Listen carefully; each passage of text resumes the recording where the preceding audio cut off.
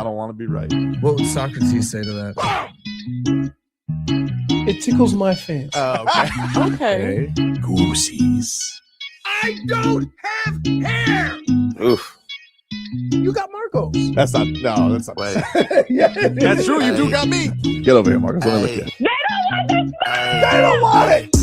Leroy, ready to deploy. Had to hit her with a little journalism, but that was a decoy. Better have about me, boy. Okay.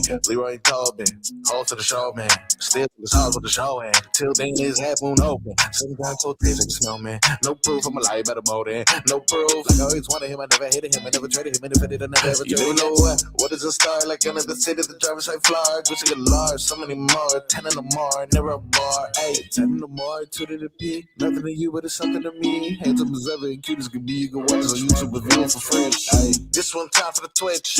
This one time for the text. This one time for the phone line. Whole time wonder what they gonna do next. You know, I just wish you guys would stop the quibbling. Morning, everybody. Ooh, Hello. hello. How are you, buddy? A little tired. A little tired? Long day yesterday. Man, what a another fine Super Bowl festivity at the Leroy Horde household.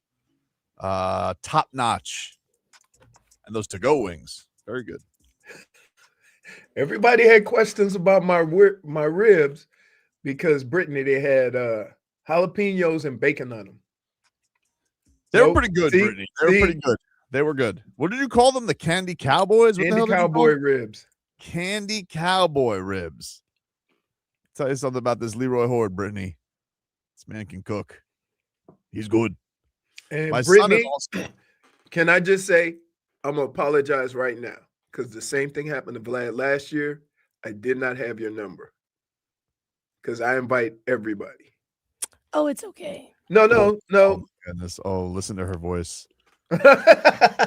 Oh, And- no.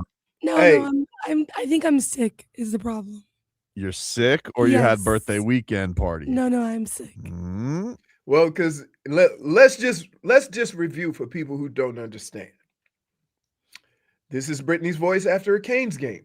This is yeah. Brittany's voice after a concert. Right. So is it safe to assume that this is Brittany's voice you didn't get after after it this a weekend? birthday celebration? What? Me? Did you have a fun birthday? I did, but not enough for my voice to be like this. Are you sure? I swear. All right. Okay. You weren't singing Bad Bunny yesterday like that? The top of your No, lungs I hammered? wasn't. All right. I got to promise. tell you, I spent it on the couch. I'll probably say this later on in the show. Mhm.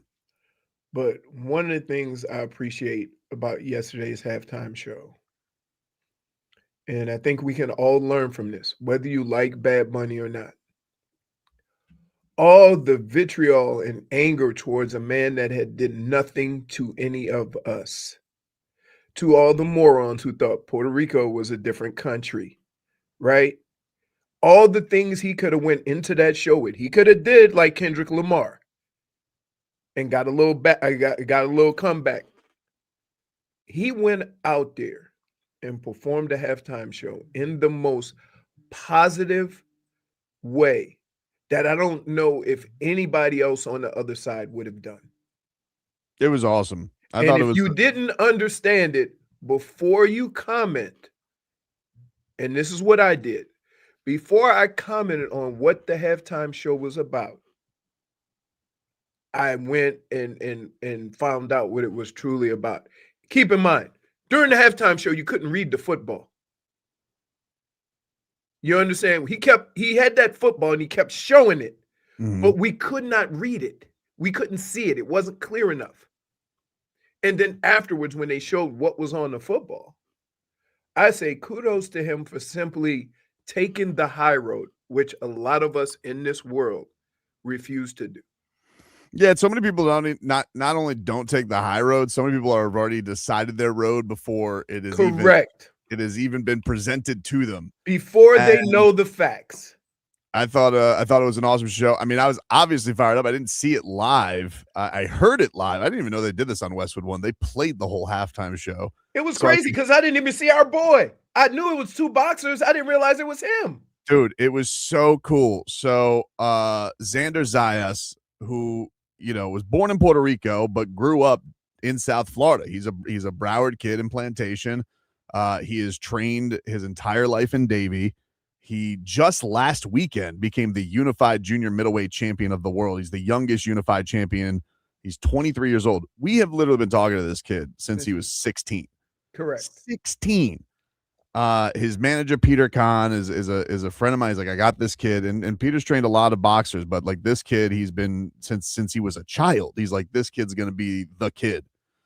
And Puerto Rico is one of the most storied boxing lands that there is. It is, and it's like religion over there, right?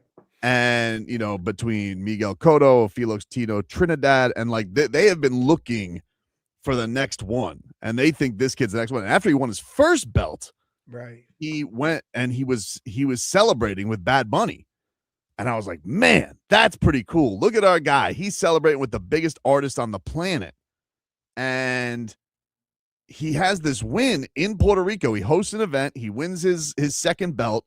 Place is going bananas. And he makes it out there. I was like, oh, that's cool. He was doing a little bit of Radio Row. I had no idea that he was going to be part of the show. Right. And it was like right there at the start of it was doing it. And I was like, look at our guy. Look how far this kid has come from that little gym in Davie and is sitting here on the biggest show, 135 million people watching him. And I just thought it was awesome. I don't, I think anybody who is got another side on it, I think you're forcing yourself. I really do. You're taking a side without actually knowing what it was all about. They said Jessica Alba was there in it. She was in the house. Right. She was in the house. She was in the house. Cardi B. Did she break up with Stephon Diggs? It seems as though she did. Seems like I saw that somebody asked her like what her message was to Stephon Diggs, and she gave a very cold before the game. As Jennifer said, it was icy. It was frosty. It was woo. So it was like, the hardest thing in the world to do, I think, especially nowadays with so many people telling us how we should behave, is to go into something open-minded and I'll give you a perfect example. Tobin, when I said I was cooking cowboy candy ribs, what did you say? Play the hits. Right, but that's just who we are. That's who we are. Now, in fairness to Tobin, I told him, before you have that attitude, right, try him. He literally made me, Brittany, like we walked in the house and he literally made me eat it before like sitting down. He's like, have one. Right. I was like, what? I haven't even, I was like, eat one. My son was already in the midst of playing all night with Zeus. Brittany, can I please explain to you something? You go to a Super Bowl party, you're wearing your outfit or whatever. How rare is it for somebody to leave muddy? I would say it's definitely not on the list of Super Bowl. Tommy. So first of all, Zeus brought Tommy a toy. We told him, hey, unless you want to do this all night. But he's like, yeah, I'm in. That's what he was looking forward to. By the time he left, he was muddy. Tommy was muddy. He was climbing trees. He said, hey, I threw it in the bush. Zeus went and got it, right? He was getting stuff. Oh, it got stuck in a tall tree. We just left him to his own devices. Yep. When the night was over, he was muddy. And I was just like, How, Tommy, you have a good time? Yeah. Right? Like, he was tired though. Oh yeah. He was tired, and he had school in the morning, so we left at halftime. I listened to the halftime show. My wife, who was like, she was been looking forward to this Bad Bunny show forever, right? And she was like texting me on the way home. She goes, the greatest show ever. She was actually like, she's like, "You're leaving? You're not going to watch the show?" I'm like, "Yeah, I want to get home. I said the I same want to thing. watch. I wanted to catch, even though the game sucked. I mean, we haven't even talked about the game. But I was like, yeah, I want to try and catch as much of the game as possible. I'll watch it on YouTube. I'll watch it. I know that someone's going to have the whole thing. I can watch it. You got to see. You needed to see that live because the different stars and Carol G was in it, and you saw these stars. Who was it? Ricky Martin. Ricky Martin was there. I was shocked that what's her name sang? Lady Gaga. And it was, I'm telling you, it like this. They had the biggest stars. You had to keep your eye on who's that. Like when they said, are they going to have cameos? He had all of them. Yeah, it was awesome. Right? He had all of them. And he had he had some of the businesses were like local LA businesses that he had there, right? Like taco trucks and things like that. It was and like for anybody to take, even if you don't like the music, for you to take anything negative from the message. And I think all these halftime shows, a lot of them try to have a message, right? Or about their culture. It's been a long time since somebody did a halftime show like that to where the only thing it was about was the culture and the message. And I think I couldn't understand the damn word he was singing. I knew some of the songs, right? Did you have to know the songs to know that, wow, this was awesome? That is the cool thing about this. That's what I'm saying. It's like if you didn't like, you had to have forced yourself, it feels like, to not like that. Side note, you ready for another little caveat in it? The kid he gave the Grammy to was detained by ICE. The 5-year-old. That's fake news. Huh? Is it? Nope, that's fake news. Is it fake news? Yeah, that's just a childhood actor. He was just giving the award to his young self. Oh, okay. It's okay. The internet gets you, buddy. I'm proud of you getting this. Internet got me. Nope, not so true. I take the L.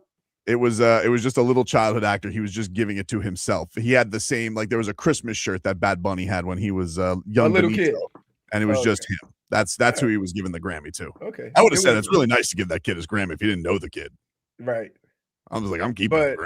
But, I mean, did you see his reaction when he won the Grammy? I mean, it's become the meme of the month where he's just like, he has to gather himself when he gets the award. He's I'm like, I don't know if is he the first Spanish artist to win Album of the Year? It's not the first Spanish artist, I don't think, but he's the first. It's the first Spanish album to ever album. That's what I meant. Album. I meant album. So, get to our headlines here. Brought to you by Doral Hyundai. You always pay less with your pricito at Doral Hyundai. Visit us at Doral Hyundai or DoralHyundai.com. As Leroy predicted, we had ourselves a motorboat yesterday. The Seattle Seahawks rolled the New England Patriots, who, I mean, look, I'm not going to sit here and say I'm not delighted by this. This needed to happen. I could not live in a world where this team I mean, I know it sounds crazy to say a team schemed its way to the Super Bowl. Like, it just felt like they weaseled their way into the Super Bowl. It seemed like they got a red carpet ride all the way to the Super Bowl. Things just went like when you start, even with Houston, the CJ Stroud playing the worst game he's ever played. Right. Then the next week, Denver loses their quarterback, and we got to watch Jason Stiff, and they still kept it close. It was very reminiscent of the Celtics run, but at least the Celtics were the best team that year, like regular season. They were the best team all year. But every series, like the biggest star was going down.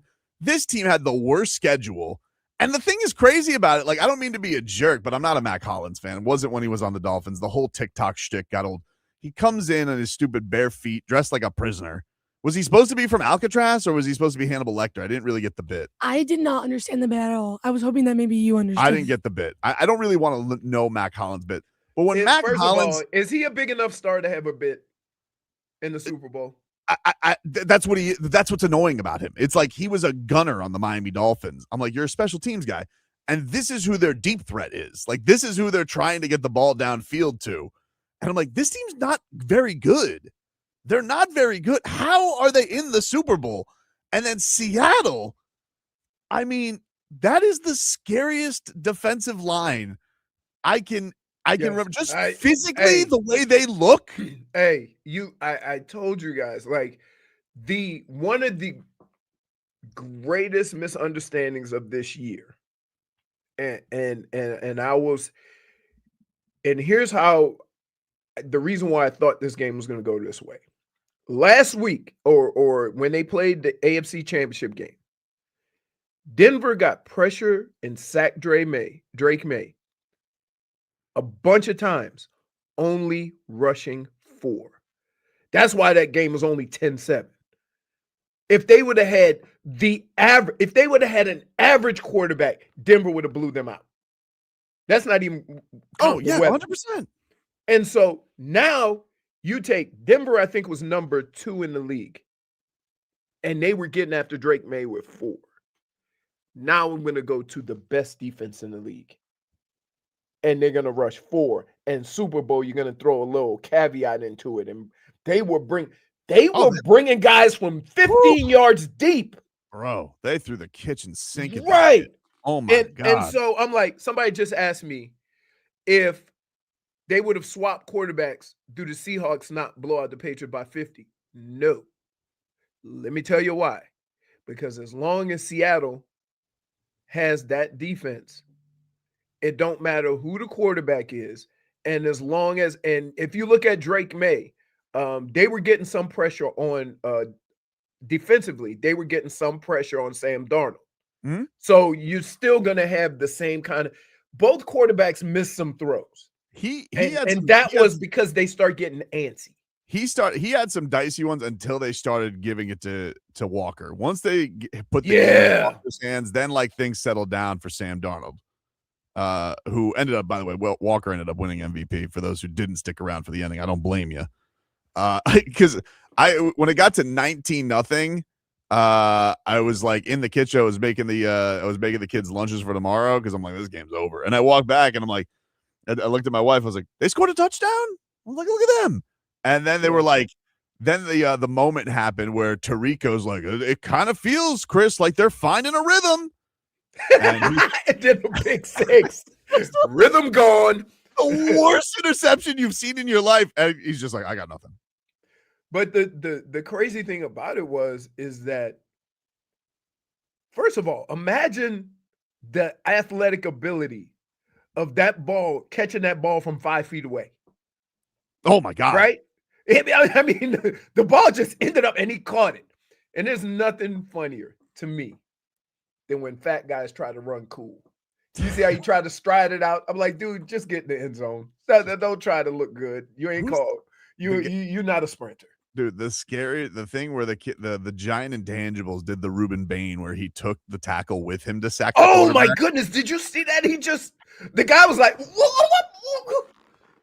Oh my God. And then who's the dude which one's on the Seahawks? The dude who has he has the delts that are bigger than his shoulder pads. And I'm like, he is the scariest looking dude I've ever seen. Like, and I don't know if it's their uniforms that makes them look scarier or what, but I'm just like, I would be peeing my pants if I was the quarterback and I just had those waves of monsters coming after me. It is crazy. And then let's not even count when they brought pressure from the slot or from deep. It was like, oh boy, watch out, Drake May. Yeah, it felt like he showed it like a couple of times and then it was over, like, because they were just frazzled from that point, short circuited. But look, the game wasn't good. I mean, it was a terrible game. The game looked like, you know what the game looked like? It looks like that game looked exactly like when one team dominates defensively. Yeah, I drove, Brittany, from halftime to my house. I got there 4 minutes into the third quarter. I missed 0 touchdowns. I didn't miss a touchdown. And what's crazy is how long is the halftime that you can make it all the way to your house? Yeah. It was. And then Kevin Harlan was doing the call. I was listening to it here on QAM, and I was listening. He was him and Kurt Warner, and Kevin Harlan's like, "Look, we're still having fun." Yeah, I mean, it was like, and I said this earlier. A lot of people just slept on Seattle because they were on the West Coast, and think about the road that Seattle took versus the road that New England took. Seattle had to play the Rams and San Francisco twice in their own damn division. Yeah, they deserved it. Right. So they were the best team. They played like the best team. They had confidence like they knew they were the best team. Nobody panicked when they kicked all them field goals. And I got to tell you, I blame New England for me not getting my over, simply because if you had kept the game close, they wouldn't have just said, all we need to do is kick a field goal. They can't score. Yep. They would have. So that's why they took all those field goals. Yeah, they would have just kept risking it. Right. They wouldn't have risked it. 12, 15. Yeah, just kick field goals. Crazy, man. All right, we'll take a break here on the show. Lots to get into from an action-packed weekend. Taking your thoughts on the Super Bowl as well. 305-567-0560. You guys can also get us on the chat. We're streaming live on YouTube and Twitch, the channel 104.3 WQAM on YouTube, Miami 104.3 WQAM on Twitch. We're on the Odyssey app, iHeartRadio, and TuneIn apps in your ears. And we'll get to lots here on the program. Back after this.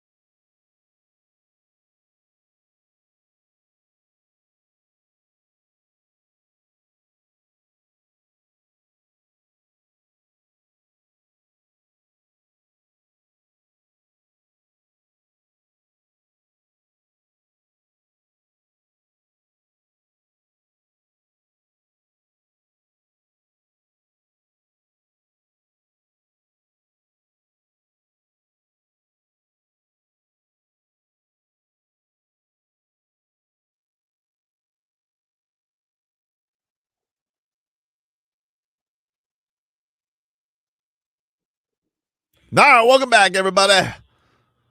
Tobin and Leroy here with you on FM 104.3 WQAM. Miami Heat's back on the hardwood tonight. They are taking on the Utah Jazz at 7:30. You guys can hear that game right here on FM 104.3 WQAM. How about Miss Super Aggressive Norm? Get him, Norm. Norman Powell will be in the three-point contest, by the way. The Miami Heat will have a lot of representation, and our boy Keshad Johnson, Showtime, is going to be in the dunk contest. Oh, okay. So we got some things to tune. I think I'm going to bet on him. I don't know what the lines are yet for the slam dunk contest, but I feel like he's going to be a massive underdog. Because nobody knows who he is. Got Jackson Hayes is in from the Lakers, their center, the guy who just abused a mascot. I believe Jace Richardson, the rookie from Orlando's in it. I think didn't his dad win it? Did Jason Richardson win a slam dunk contest? Mm-hmm. I feel like I definitely think he's in one. And then there's somebody from the Spurs. His name escapes me. Not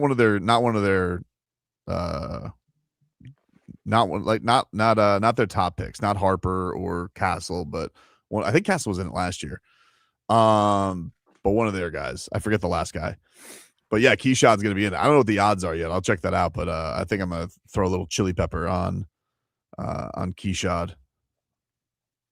But yes, Smeaton says, how the hell is Damian Lillard in the three-point contest? Yeah, he's in the three-point contest. He's going for his third three-point contest win, I think, of all time. He's in it. He hasn't played a lick of basketball. Yeah, but hey, remember me, guys? He's back in Portland, right? Didn't Portland? He is back in Portland. Yes, he is back in Portland. To sit on the bench for this year. Just sitting on the bench this year. Remember, Cronin gave him an I'm sorry sweetener deal this year.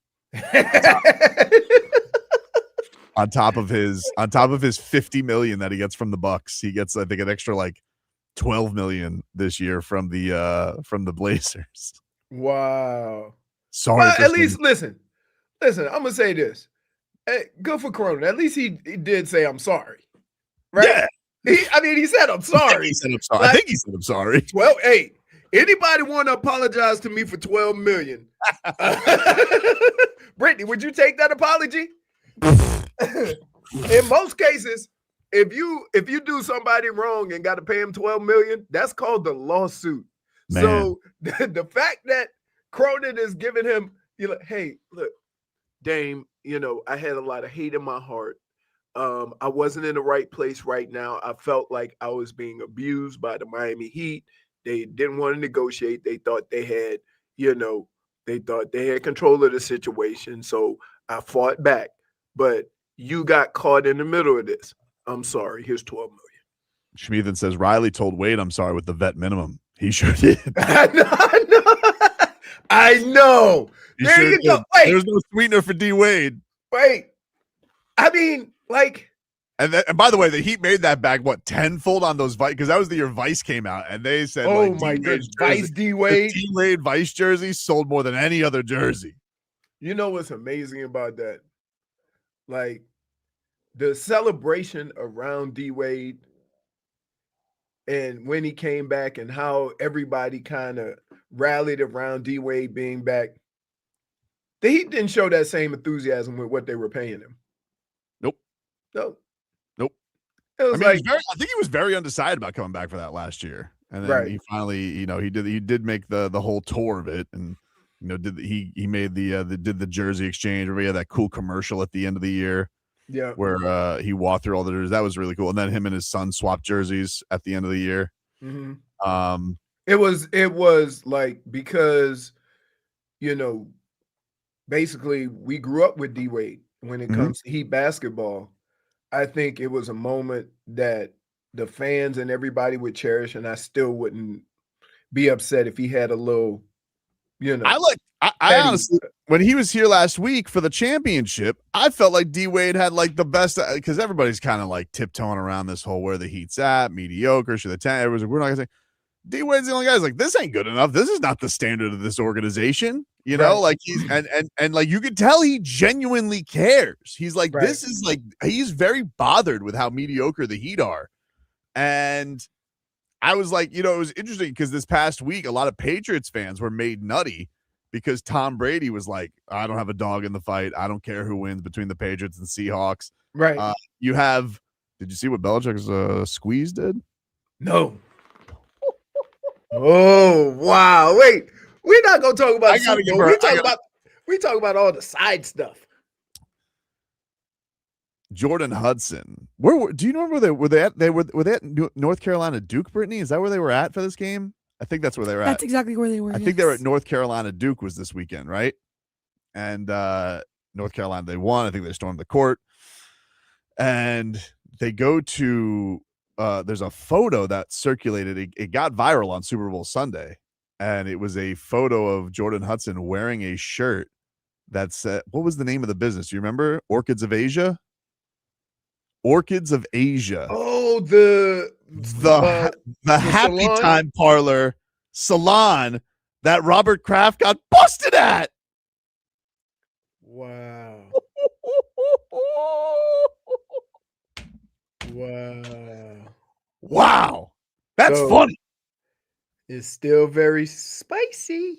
It's spicy. They don't like each other. But listen, Robert Kraft, he's kicked dirt on Bill Belichick on the way out. I like a petty t-shirt. If my squeeze is gonna wear a t-shirt that's petty against somebody who's wronged me, that's love. Right. You know, a lot of people have questioned, does Jordon Hudson love Bill Belichick? To me, that's love. I don't know where you get a t-shirt like that, but that's funny. Do you think she went to Jupiter to get the t-shirt? I think No, she she called probably him and had him couldn't. sent it. Yeah. Hey, She send me a probably t- created it herself. Well, they go to Jupiter a lot, don't they? Some of those beach photos I thought were from Jupiter. So maybe like on a I little, thought it was from Miami, or was it Jupiter? No, it was in Jupiter, dude. Okay. Jupiter, Alright. they got him. No, it was Palm Beach County. Right. All right. Palm Beach County. Whatever Yeah, happened. because the old like Palm Beach. Oh, the old love Palm Beach. Yeah.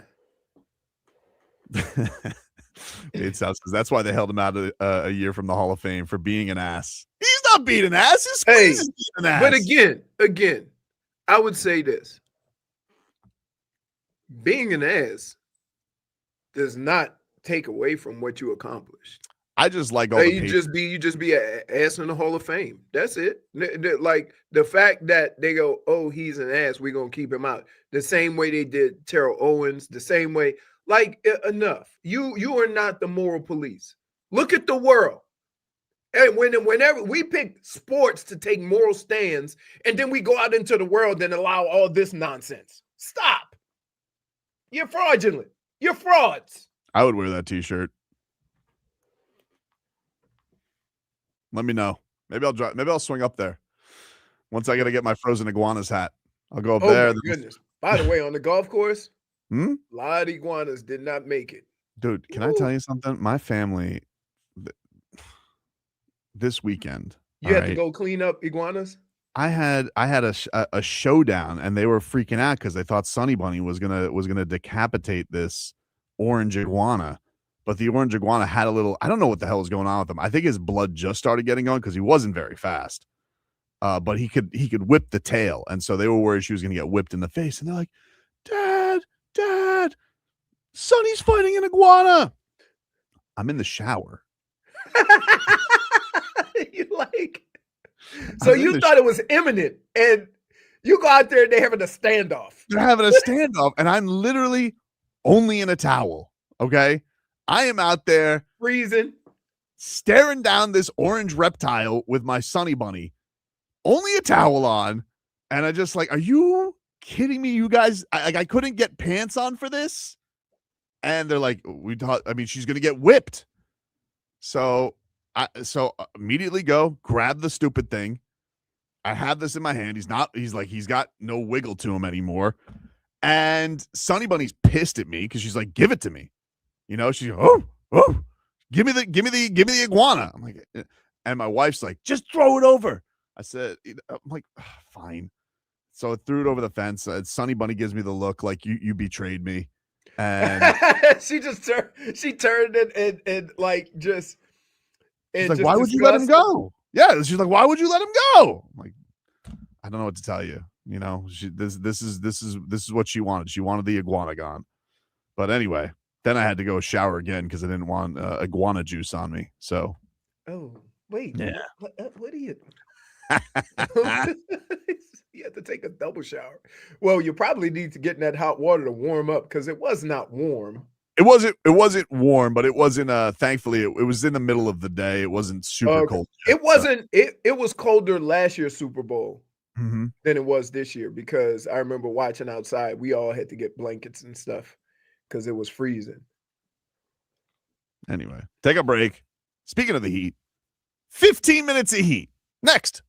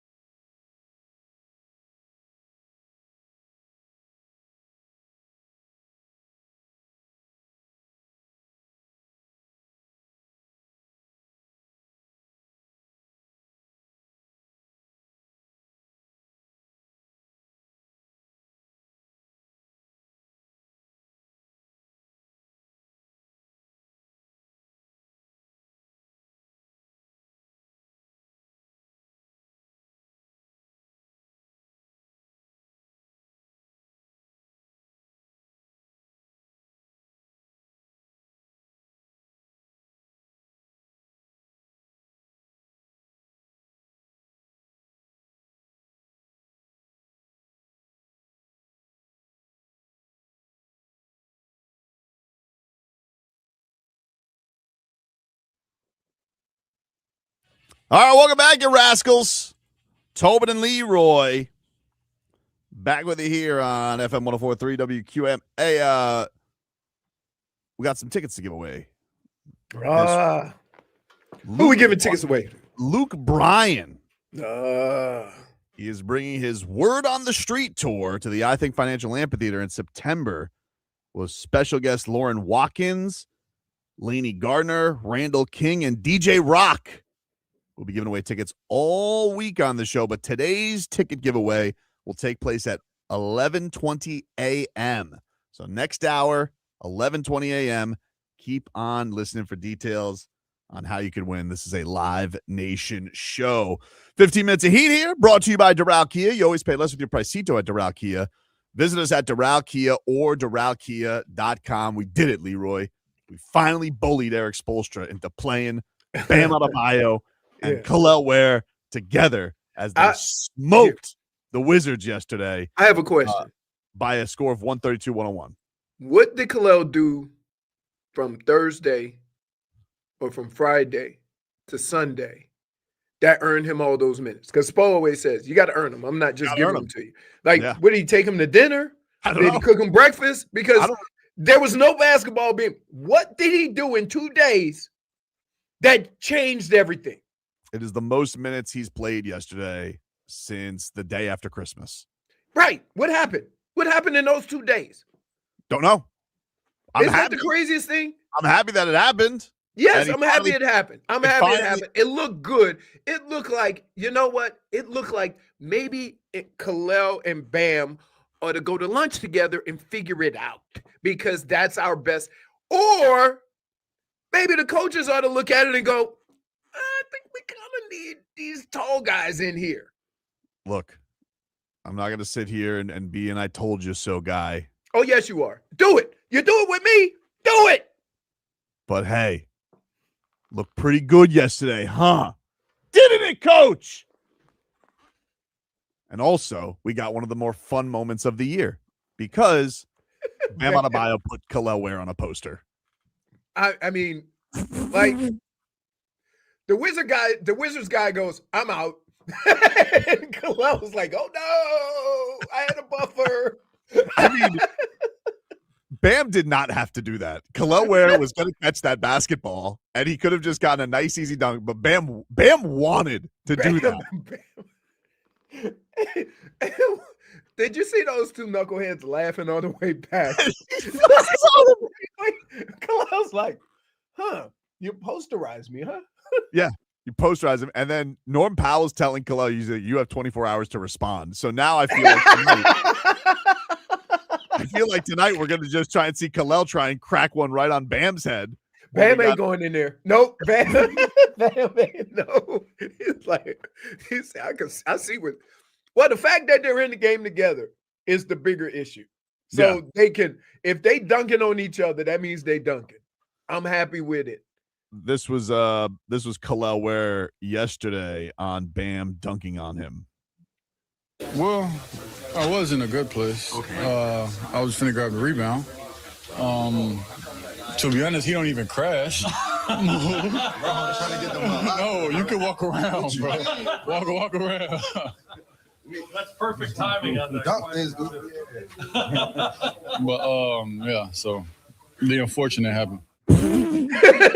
The unfortunate. Woo-hoo-hoo! That's fun. Hey, that will be the not top 10 number one this week.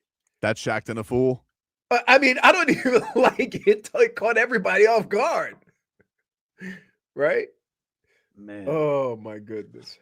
This was Eric Spoelstra was asked about it as well. This is what he had to say. That's the way that unit has to be, though. And that was a good playful moment. But both those guys have to be absolutely relentless on the glass. There might be some things we give up, from a spacing standpoint, but both of them have really improved, as shooters and are gaining more confidence. So it's a little bit different than it was, 2.5 months ago, hopefully. But regardless, for them, they've really have to embrace that, the ruggedness, the physicality, but also those efforts on the glass. When we were playing them before, there were times where that wasn't one of our better rebounding groups. Right now, I think, they understand that, how important it is. And that was a fun moment that I'm sure that we'll play in the locker room quite a few times. Yeah, Bam's looking for the picture. He wants the picture on the locker. I'll be boots on the ground. So I'll report. let me get this right. The reason why they're playing together is because they finally get it. Yes. That's what he says. They get it. I love Spo, right? But we all do.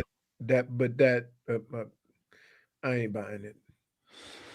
Dade South says maybe they could just put it all together and win the first play-in game. I mean, come on, Dade South. You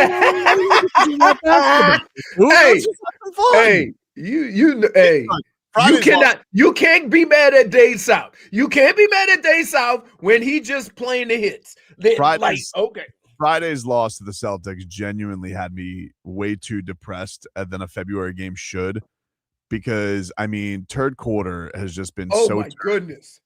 It's been so rancid. You don't even need to watch the first half anymore. Just the third quarter. They were up 21, and of course they blew it, because that's what third quarter teams do. They just blow it. And it was annoying. And this Jaylen Brown, I'm going to start calling him John Bones Jones, because this dude with his elbows all over the place. He's just out. Oh, he took out Pella. He took out everybody. Poor Pella's gonna. I don't know if Pella's gonna make it, dude. I don't know if he's gonna have to put one of those helmets on, like the left guard for the Patriots, who still got dump trucked. There's nothing worse than getting dump trucked. You said it yesterday. There's nothing worse than getting dump trucked than the kazoo helmet. with the Guardian helmet. Yeah. Didn't guard much. That was tough. Yeah. But they lost that game to the Celtics. That was unfortunate. Now the Heat do have, can I just expect this team? Is it too much to ask? This team that had a nice start, but has mostly been mediocre. Is it irrational for me to say, can you guys go on a little run here? They have a soft put-in schedule right now. They're taking on a lot of tankers.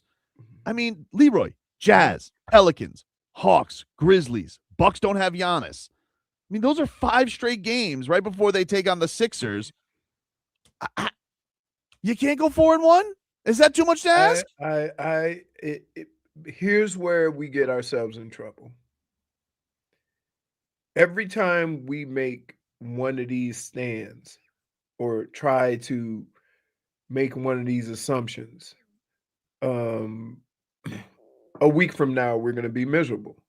Just let it play out. Don't say what we should, what we shouldn't. Just hope that they can play better basketball than they've played to this point. And it'll be ironic.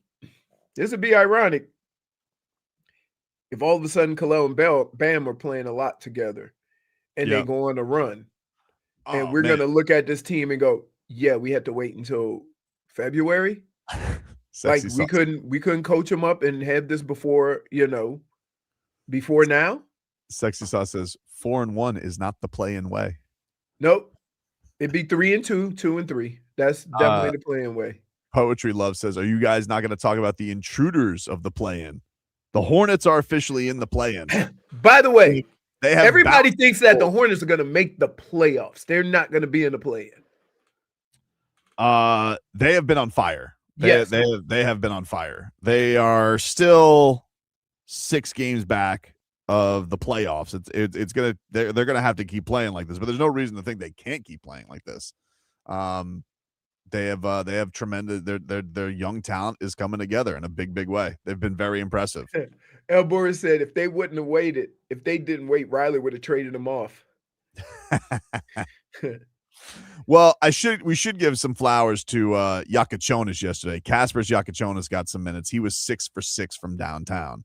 Whoa! I thought he couldn't shoot. That was the word on him coming in. He's had a few of these now where he's gone like 4 3-pointers, 5 3-pointers. Yesterday 6. He had a career high. He's a good player. And they did not play Drew yesterday until the very end. Drew and Nico were put to garbage time. Nico stunk. I can't say that that's not deserved. What? I don't know what the hell's going on with him. That's the great mystery of this year. Because it's not okay.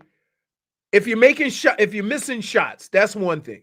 Mm-hmm. But he's throwing the ball all over the place. He looks lost. Holy smokes! I don't know what happened. He's thrown up more air balls. Yes. Than somebody in like a Toyota contest, like a fan trying to win themselves 5,000. But Kasparas yesterday, dude. And I was thinking about this with him, like, you know, he's only 19, and how long before he's the starting point guard? Like when does that occur? Like, I'm not gonna get greedy because he's just getting playing time over Drew. But like, what is the development of having a real point guard who gets his bigs the basketball, which is like Bam probably didn't know. He's like, what is this? What do you mean you're setting me up? Like, he didn't know. Right. This kid's playing unselfish. He's got, you know, he's a tenacious. I wouldn't say he's a great defender, but he competes his ass off. He's tricky. He's a big point guard. He's 6'5", stout. You know, he's going to get to that point where he has to be. He even took some contact and put it in for an and one yesterday, on top of all the shooting. But man, I really hope that this is one of those things where they don't yo-yo him either. Like, and what's going to happen is he's not going to play 2 minutes the next game. Like basketball is one of those sports, unlike any other sport, where like you get into a groove, right? And the only way you can ruin that groove is by not playing. Mm-hmm. So when you go to a guy that has, and Spo does this, the guy have 20 points one night, feeling good about himself, 2 minutes. Like, that better not happen tonight. But I'm saying, it's true. Like, I can't explain it. It's like the game plan. I'm like, listen, sometimes it's time you put your stones on the table and say, stop us. Mm-hmm. We're not adjusting to you. That's what the good teams do, right? They play their game regardless. Agreed. Oh, you get this amount of minutes, you get this. Let's go. We'll take a break. More to come here on the show. We're back after this.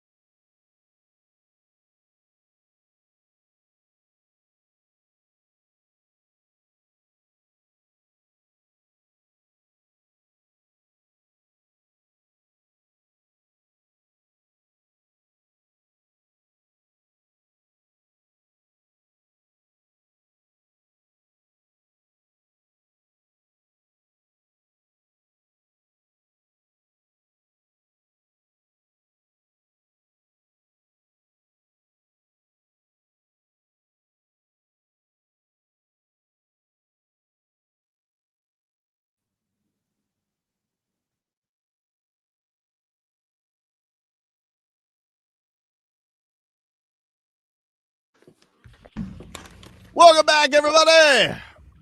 Tobin and Leroy here with you. Get to your headlines here this second hour of the show. They're brought to you by Doral Hyundai. You always pay less with your Pricito at Doral Hyundai. Visit them at Doral Hyundai or DoralHyundai.com. Miami Marlins, they revealed their Sunday alternate uniforms for our YouTube and Twitch audience. They'll be wearing the teal jerseys. The OGs. The teal pinstripes. So they'll be rocking those this year. They are, they're beautiful. People look at things and they say, that's art. The Sistine Chapel, the Mona Lisa, Claude Monet's Starry Night. Or was that Picasso? I forget. Brittany, art? Starry Night is Van Gogh. Yeah, Van Gogh. That guy was good. And so anyway, they say that's art. I say this is art. I think they are breathtaking. Wow. Unbelievable. I think that should be they should have those jerseys, or every now and then go with the black ones. But other than that should be the only two colors that they go with. Every now and then. I do like the orange ones. Is it the orange or red? The Sugar King ones they had? Yeah, those are gone now. They retired those. I like those too. I thought those were good City Edition uniforms. They went with Super Miami Vice last year. They kind of look like the old time uniforms of the future. With they're teal and pink, and they got like 305. What's crazy? Hat. Every team that goes Vice, whether it's the Heat, they all have like the same colors, right? No, that is it has a color scheme, right? But those jerseys, my God, they just those are breathtaking. They are really, really good.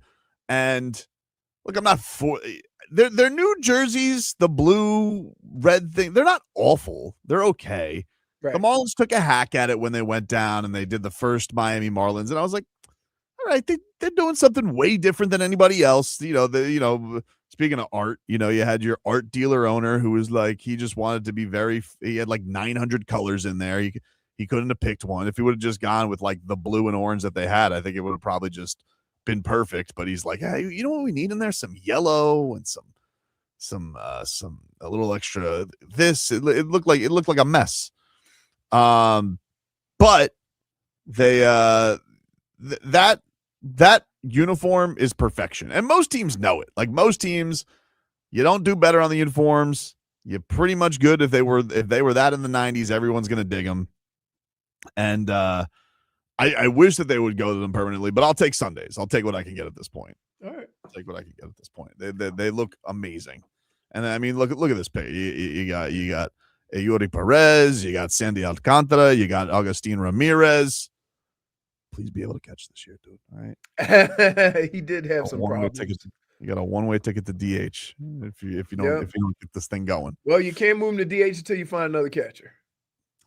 They have a guy in the minors who's actually, I think it's Joe Mack, I think is his name, and he could catch. So like I think they have his replacement already set. Like they could probably move him, but we'll see. We'll see what ends up happening with this team. I tell you one thing that makes me nervous. They got a lot of guys in the World Baseball Classic, and I'm like, I just need everybody's. I need all the arms to be okay. I really do. I need Sandman to get through this. If they can just stay healthy all year, I think they at least have a chance to keep these games close. Because if you think about the Marlins' history, it's always they've had hitting. But we've always talked about the pitching staff. We've always talked about dominant pitching. They announced the inductees this year to the Marlins Hall of Fame. First of all, they're only doing 2, which I found surprising. They're only doing 2 entries this year, not 4 like last year. And they are going to go with Josh Beckett and Dontrelle Willis. So the 2 most famous pitchers from the 2003 season are going in. And look, one's a World Series MVP in one of the most balls performances you'll ever see in your life. Game 6, unreal. And then Dontrelle, that whole season is like Dontrelle and his infusion. Him and Miguel Cabrera were kind of like the spark of that team. So I don't have a problem with the inductees. Would I have had them at this point? I think I would have picked others. I think I would. They're. I'm fine with them getting in.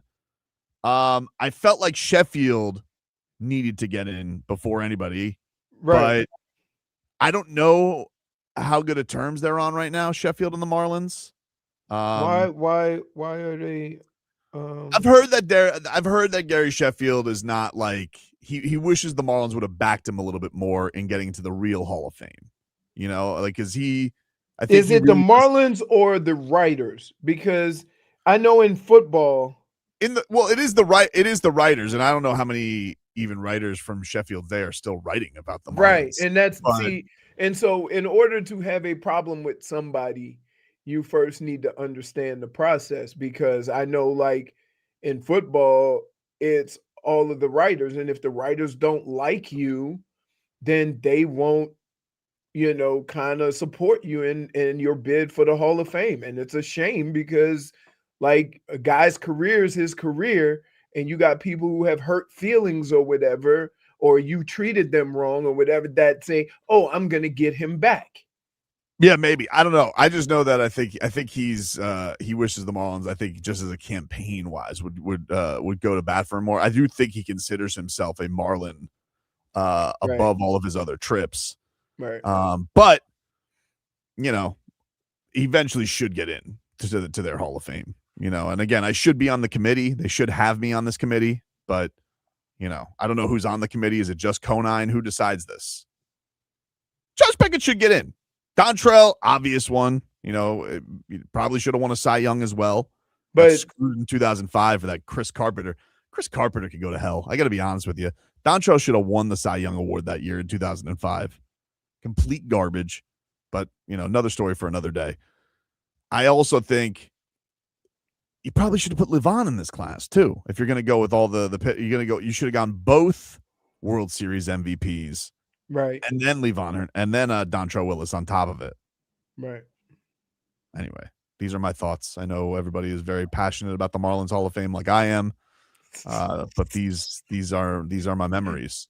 Maybe if you guys would understand if your wife threw out a box of your childhood, with all of your throwback gear. Not that I'm still bitter about it or anything like that. Oh man. So that is your Hall of Fame. The Super Bowl, of course, yesterday, the Seahawks, they beat the snot out of the Patriots. It was great. Kenneth Walker was your MVP. Wasn't even that close. And Klint Kubiak, he is, to no one's surprise, going to take the Raiders job. So he is leaving as a champion and now going to get to coach Fernando Mendoza. Pretty good. Yep. That's, you know what? That's probably why Tom Brady was like, I don't have a dog in the fight. He's like, well, I'm hiring their coach. I'm not going to sit here being like, Patriots. So he's probably like, well, that's my coach. I hope he kicks their ass. D Sizzle says, your wife threw away your favorite beer keg from college, Sobes? No, man. She threw out like a box of my Marlins throwback stuff. I'm like, why did you do that? And by the way, the other day she's wearing, I had a starter jacket, which does not fit me anymore. But, and so it's like she's wearing it around. I was like, so I'm going to get this straight. You threw out a box of my Marlins throwback stuff, all right? My childhood. But you somehow were able to keep the starter jacket. And it's an official one, all right? Like, not one of these ones, these refurbished ones that you would have got jacked for back in the day. Yeah, man. And she's sitting there. She goes, it's a wee bit brisk. I'm going to wear your Marlins starter jacket. I'm like, are you effing kidding me right now? With all the gear that you threw out, that's what you held on to, huh? Interesting. You think she tried stuff on? She's like, no. Trash. Yeah, probably. She goes, I could use this. Crazy. Anyway, take a break. More to come. We got to get into the Dolphins. What can they learn from the Seattle Seahawks? Halfley, you're on notice, dude. Back after this.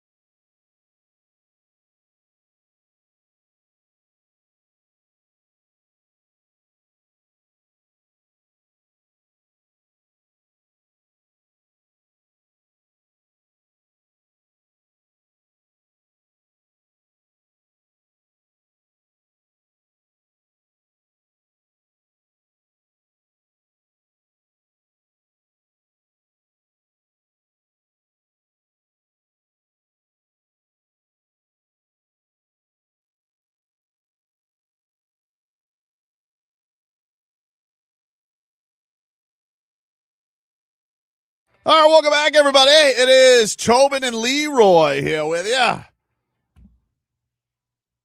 Take you guys up until 2 here on the program. You got Heat basketball back on the airwaves tonight. Jason Jackson and Amy Audibert will have your call from the Kaseya Center as the new look Utah Jazz step into town tonight. Miami Heat gonna have to walk in the second night of a back-to-back. They played yesterday. The Jazz did not.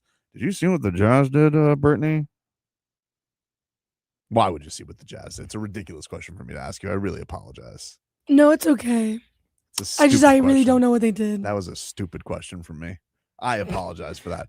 Before I do that, by the way, let me give away these Luke Bryan tickets. We're giving away Luke Bryan tickets all week, but I promise you guys at 11:20 that we give away our first pair of the week. He's bringing his Word on the Street tour to the I Think Financial Amphitheater this September with Lauren Watkins, Lainey Gardner, Randall King, and DJ Rock. If you guys want to win those tickets right now, caller number, we'll go with 6 for 6 Kasparas Jakucionis threes yesterday. Oh, yeah. 6 to 305-567-0560 will win the tickets to Luke Bryan. We got tickets every day this week for Luke Bryan, but if you guys want to win those tickets right now, caller 6 to 305-567-0560 wins the tickets. So, Brittany, what the Jazz did, they were up, I think, by 9 in Orlando on Saturday. And then they just sat Jaren Jackson Jr. and Larry Markkinen in the fourth quarter. Just a shameless tank. A shameless tank. They just traded for Jaren Jackson Jr. You're already benching him at the end of games? That you're winning? This is why I say this Adam Silver has no balls, okay? A Ken doll of a commissioner. Doesn't really care about the real issues. Your product is getting worse by the game. You got a third of the league not giving a rat's ass or trying to win games. They're trading for players. They're not even playing them. They're shutting people down willy-nilly. Your odds have gotten worse. I mean, it doesn't even work to tank. Everybody who's winning the lottery. You've had the Mavericks, which definitely look legitimate, won the lottery with a 0.8% chance. The Hawks won it. So I don't even know what these teams are doing it for, but they're doing it. They're trying. And so this Jazz team walks in here because they were like, oh, we're not going to tank this year. It's like, okay. Or we're going to blatantly tank more than anybody's ever tanked. Crazy, dude. Anywho, got that game here tonight. Meanwhile, Super Bowl yesterday, Seattle, they just absolutely throttled the New England Patriots. I will say, Leroy, yes, Mike McDonald, hell of a run already as head coach of the Seattle Seahawks, coming over from Baltimore. And it kind of got me a little excited. I'm like, all right, well, maybe this Halfley, maybe this is the key. You go and you get a good defensive coach. I mean, they brought run-of-the-mill quarterback with a great year, but everybody had kicked dirt on his career. They obviously had a great receiver in JSN who didn't really do anything because he got hurt. Got hurt. He got the concussion. But is this the way for the Dolphins? Is we getting concussions on our feet now? Because they were talking about his foot, but he got a concussion. They said I thought they said they checked him for a concussion. Oh, okay. He was in the blue tent. He hit the head on the turf. Oh, okay. But yeah, I was watching Seattle and I was looking at the defensive line and I'm like, I want that. I want just a bunch of centaurs and rhinoceros up front to just absolutely mow people down. And so nobody has a chance in hell. So one of the things that I've said to you for a number of years now is that every time you get to the playoffs, into the Super Bowl, those teams are built a certain way, inside out. More often than not, we're talking about the lack of weapons outside versus having too much outside. And we're talking about, and we're not talking about where the sausage is made, if I can put it that way. Football teams start with offensive line and defensive line, and I want you to look over the last couple of years in college and the NFL and tell me what you talk about. You may talk about a quarterback. You may talk about receiver. You may talk about run game. But if you get down to it, you're talking about the offense and the defensive line. That's been true since the existence of football. Now, for some reason, with all the analytics and guys who think they know more and guys who want to they come in and they try to build it differently. But if you go watch Super Bowls, if you go watch national championships, with all the great play from quarterbacks and from wide receivers and from running backs, it all boils down to one point. How strong is your offensive line? How strong is your defensive line? And Seattle just did that. We don't know how good Sam Darnold is. We don't. But guess what he is? Super Bowl champ. Good And enough. who are you talking about? Defensive line. Offensive line. They had pieces. I mean, it's not like they had bums over there, but like the thing that stood out was like they look mean and they looked terrifying up front. They genuinely looked like just monsters. And you know, like the Dolphins last year, look, I think Zach Sealer's a good player, didn't have a great year, you know, kind of got it going by the end of the season. That's when the young guys picked it up and started playing better. Right. I'm hoping Kenny G has a much better sophomore year, but he's a rookie. You know, Christian Wilkins didn't have a very good rookie year, and obviously had a really good career after that. What the hell happened to him, by the way? Where is he? I don't know. I think not to be heard from, huh? I would have thought that if they were saying they weren't playing him because he was hurt, that he would try to get back and play to show them wrong, and then, you know, however that played out that way. But I don't know. Maybe something really was wrong. We haven't heard a peep from Christian Wilkins. None. Tier says, who is that giant intangibles for the Seahawks? Yeah, he's that dude from Notre Dame. I was looking him up to Riley something. I forget his name again. It was but he was Riley Mills. Yeah, he was a 5th round pick for them this year. Mm-hmm. All I know is he was so scary what he did. All I know is dude in a kazoo helmet is having nightmares. Right? Oh, because what he was on skates so quick, and here's the kicker. And then he grabbed the quarterback with a giant paw. Yep. And Drake May couldn't get away. It was crazy. I'm hoping that these guys can now. I don't know about like pure because I don't know like what do you make of like do the Dolphins they go into this with Halfley, right? Like, do you think that this is a guy who can get the better out of like Chop Robinson? Chop wasn't very impressive last year, you know, didn't I think have the trajectory we all thought. And I know that they kind of limited his snaps early on because they had all these guys. I mean, they wasted. You want to talk about wasting your time, Matthew Judon? What a waste of time that was for the Dolphins last year. So hopefully, you know, this is a better season for Chop because I think we were all kind of excited for him by the end of his rookie year. Sometimes with young players, it's as simple as this. You have a guy that comes in with a defense that's easier to understand, and you can do more playing than thinking, right? And sometimes it's as simple as that. We all know these guys have talent. That's why they were selected where they were.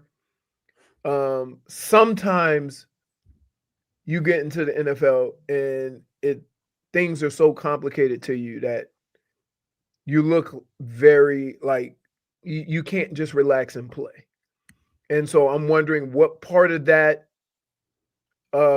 is that, you know, part of the reason why they look like they struggle. Because I give you a perfect example. When you look at Kenny G, early on in the season, he looked terrible. And as the season went on, it almost looked like as he started figuring out what his responsibilities were on certain defensive calls, he was able to play a little bit better. So I don't know what part of it is. It's not ability. They all have ability. But what part of that is too much thinking and not enough playing? And I think that's one of the things that when a new coaching staff comes in, they'll try to figure out is like, okay, can he do this or is he able to do a multitude of things? Now, if he only can do a couple of things, that's going to kind of limit his time because they're going to say, we can only put you in for these situations. The offense is going to figure that out.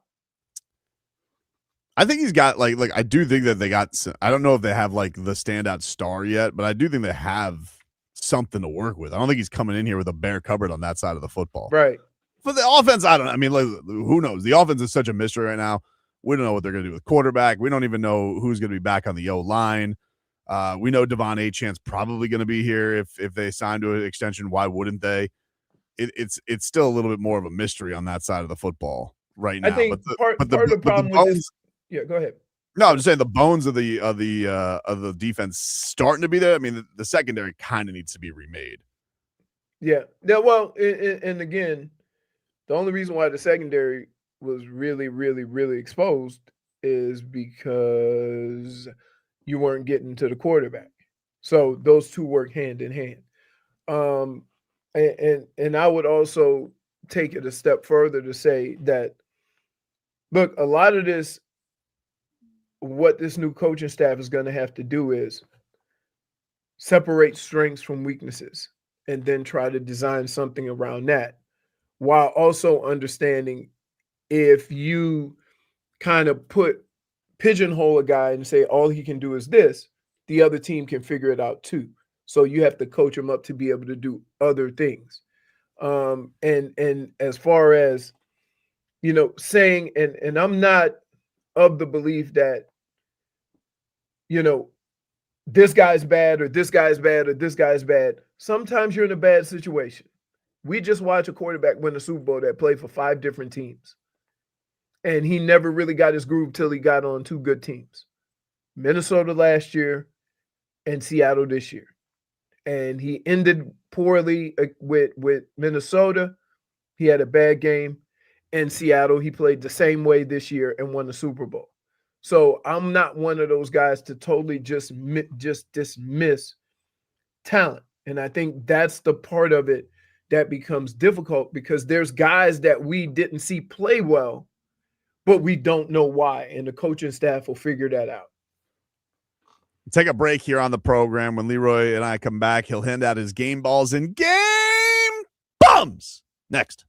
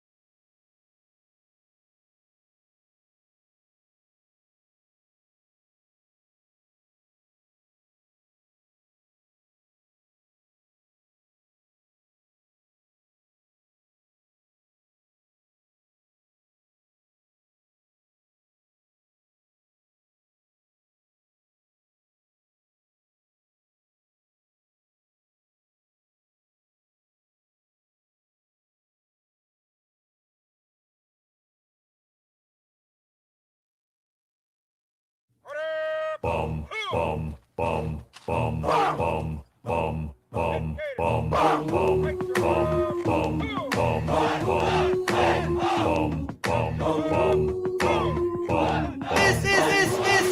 guy's a ball. Oh! It is time, ladies and gentlemen, to gather around the locker room and for Leroy Horde to hand out his game balls and game bums from the weekend. What do you got for us, Leroy? My game ball is going to go to Sam Darnold. I love when athletes get some get back. I love to see guys go through a struggle and come out the other side. It's a cool story, and it's also my way of getting at the gym because you called that guy a bum. Maybe he just told you, I'm not the bum. You're the bum. My game bum goes to all the people who can't turn on the TV. Oh, my bad. I thought that was me. Who can't turn on the TV and just enjoy stuff, right? There's a lot of people that went in the halftime show, and what they did was before. Hey, Leroy. That's me. Got it. Yeah. You're like, I was, for some reason, I was in 2 StreamYards. yeah, it was weird. Okay, now it sounds better. Now it sounds good. Okay, I just realized when I looked at my bar up top. Why don't you restart? Give us your game ball because I don't think people heard you. At least on the radio they didn't. I think maybe on my game ball is going to go to Sam Darnold because I really enjoy, seeing athletes who go through some struggle come out the other side and have some success. Yeah. I think it's a cool story. We were all, a lot of people were praising what New England was doing or whatever, and we just kind of lost the Sam Darnold story and what he did last year because he had a terrible ending. And now to be a Super Bowl champ, and I don't think there's ever been a quarterback to play for 5 different teams and win a Super Bowl. So, if it's not a record, it should be. Right. It's just one of those stories that, you really, I mean, the last guy we praised like this was quarterback from the Rams, Kurt Warner. We celebrate his story. Oh, he was doing groceries just last month. Nick right? Foles was a cool story. Yeah, it's really cool to see that, and I know it's a team thing, but just to see him have some success when everybody was basically throwing dirt on his grave like 2 years ago, right? So that's a cool story. Plus, it gets back at the Jets. Yeah, because Sam Darnold, Sam Darnold was saying it wasn't me, it was you. Look, the Dolphins have their own issues. Been 26 years. Right. Doesn't mean you can't have a little petty watch on a Super Bowl Sunday and laugh at the Jets and the Patriots on the same day. Yeah, 2 teams in the division. My own no is going to go to my game bum. Game bum. Sorry. My game bum is going to go to people. Look, I'm not Spanish. I don't speak Spanish. I don't understand a damn word. Okay. But I was entertained by the halftime show with all of that, looking at the cameos and seeing all the different performers and just it just looked like a fun time.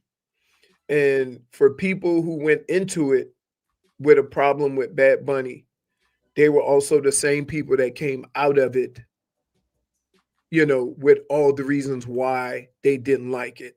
Say, oh, look at the dancing. The dancing wasn't for kids. Nobody said nothing when Shakira and J-Lo was shaking their ass. Actually, a lot of people did. A lot of Karens were upset about that. I remember we did segments on that with them shaking their ass. But I thought those were classy ass shakings. They didn't even show cheeks. Right. I mean, but it's entertainment. Like, it was a fun, once you kind of sit back and think about what it was a cultural thing. It was fun. Certainly, if and you I want think you get over yourself. Enjoy other people's culture. I think that's part of the problem that we have here is that there's a group of people that think our culture is the only culture, and if you can't live with our culture, then you shouldn't be here. That is a problem. And so I opened my mind to, accept it. I wanted everybody to accept Kendrick Lamar and his petty, right? here's the other thing too. I gotta give props where props is due.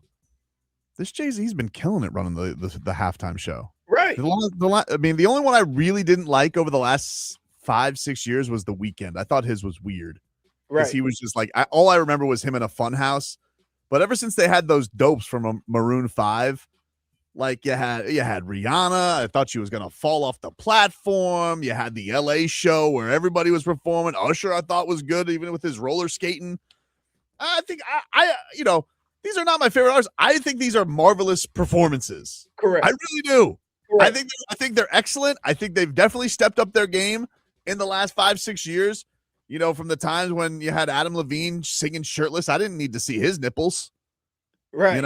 Right. All tatted up. Like nobody said, they're like, what are we doing? But So- it was Bruno Mars was underrated. He's very talented. I just think the halftime show is a halftime show. You should open your mind to enjoy other types of music. Right. And I said, yeah, it was good. I didn't understand nothing either. But I found myself, I heard that song. Okay. All right. Lady Gaga, Ricky Martin. It was a fun and I guess down here we appreciate the food truck more than most. But I'm like, food truck. Right. Right. So it was fun. I also love I love the videos afterwards of the grass with that was people. So people are walking out in their little grass stalks afterwards. Right. I think that's where they stored the people. So when they went through the little tunnels, they popped out and did their little thing. Right. So part of what makes this country great is all the different cultures and enjoying all the different cultures. And to just say, we're going to have, and I was like, I was looking on Twitter because I don't know why, but, and it said, I only watched the USA one. I'm like, sure. If you want guys in jeans singing on stage with a guitar, how you think that would have went over as a Super Bowl? Just standing up there singing with the last 4 or 5 Super Bowls with all of the different stuff going on at one time. Would anybody have really liked Kid Rock to perform the Super Bowl halftime? First of all, Kid Rock's got like 2 songs. Okay. Second of all, I mean, Kid Rock is wholesome. Kid Rock. Right. That's what I'm saying. Right. That's America now. Like, what are we doing? I think, and I would end with this. Game bum to you dumbasses who don't realize that Puerto Rico is part of the United States. Because that's where this all started. It all started from here, and then the dum-dums followed. Yeah. Without acknowledging that. It was great. I enjoyed it. It was great. Without knowing a word. It is the first time in my life I have enjoyed any type of, whether it's a movie without subtitles, musician, anything, right? Without understanding a damn word. And also very happy for our guy Xander, who got to be one of the boxers. We got some local representation. Cool that is. One of South Florida's own is up there on the biggest athletic stage there is. He's just fresh off winning his 2nd championship, and he's out there with Bad Bunny. I mean, do you know how cool that is at 23 years old to be on that kind of a stage? Right. You know how happy this town should be for somebody like that. Not only that he's one of the world champs, but now he's on the world stage like that. I just thought it was so cool. It was actually it was cool. And honestly, I don't really want to spend any time convincing anybody because I feel like it's a waste of breath. If you want to be in your life, you want to be upset about things like this, like halftime shows. I thought it was ridiculous when people did this to Shakira and J-Lo. I think one of the coolest things was he had an American artist that went out there and honored him by playing his music. Yeah. Right. And I think that's just cool because that means other artists appreciate this man's greatness. And so we're going to go out there and support him and help him with his music. I just thought that was cool. Like when we have artists that, when you at the Grammys, when they do like they do a montage of a former musician and all the artists come out and sing their songs. I think that's cool. That means you appreciate that artist. So the fact that Lady Gaga did that and she's not Spanish or Latino or anything like that. Cool. She's not. Right. I mean, didn't recognize her for a minute because it's been a while since I seen her. I didn't know Lady Gaga sang that song when I was like, because I was listening to it on the way home. No, I did. I didn't know that was Lady Gaga. Are you serious? I didn't know who it was, Brittany. Don't look at me. Do you know who the other person is who sings that song? She does it with Bruno Mars? Yeah. Yes. Bruno Mars has and everybody was like, where's Bruno Mars? He just did it. No, huh? He just did it. Right. Did the Super Bowl like 6 years ago. I didn't know. No, I'm saying that's insane. You didn't know it was her. Is it insane? Yes. There's a lot of songs out there. I don't know everybody. Right. And you know what? I know who she is. Right. That's like strike two. You didn't know who painted the Starry Night, and you didn't know that Lady Gaga. I don't think those are the same avenue that I didn't know. No, I knew it was Vincent van Gogh or Claude Monet. I didn't know it wasn't Claude. Which one did Claude Monet do? He does the dots, right? I don't know that far, but well, it sounds like I know more art than you then. No, because you don't know. Sounds like I do. You were not confident in who painted the Starry Night. It was a quick switch. I mean, enjoyable. We all watched it. We were like head was on a swivel trying to pick up, all the different artists and it was like everybody, when 127 million people watch a halftime show, it ain't gonna be everybody's cup of tea. But you can't tell me you weren't entertained. I think they lost viewership after halftime, though. Oh, well, back to the game. I'm out. I think they did. The game sucked, dude. Like, that's the thing. Well, that's what happens when there's defensive games, right? Like, and there's not a big storyline before. Defensive games and also a lot of field goals. A lot of settling for field goals. Yeah, they said Myers got screwed. He should have been the MVP. Like, not really. I think he doesn't feel like he should be MVP. No. I don't even think as a kicker you want MVP. I think you just want to come out of that game, nobody thinking about you. That is it. That is it. That's exactly how Will Campbell wants to feel. And instead, everybody's like, hey, where's that left tackle? Where's that turnstile? Well, what about that guard? Kazoo got it bad, but Will Campbell, I think, gave up the most pressures this season. I think he gave up 14 pressures him. I mean, the two teams that they played were 1 and 2 defensively. Yeesh. I mean, you went Denver, who has a hell of a pass rush, and then you went to number 1 in Seattle. Now, what's amazing to me, how Seattle won the Super Bowl and then watched the Rams score 30 points on them. That's amazing. That how good are the Rams in their own division that's the only team that could score on them.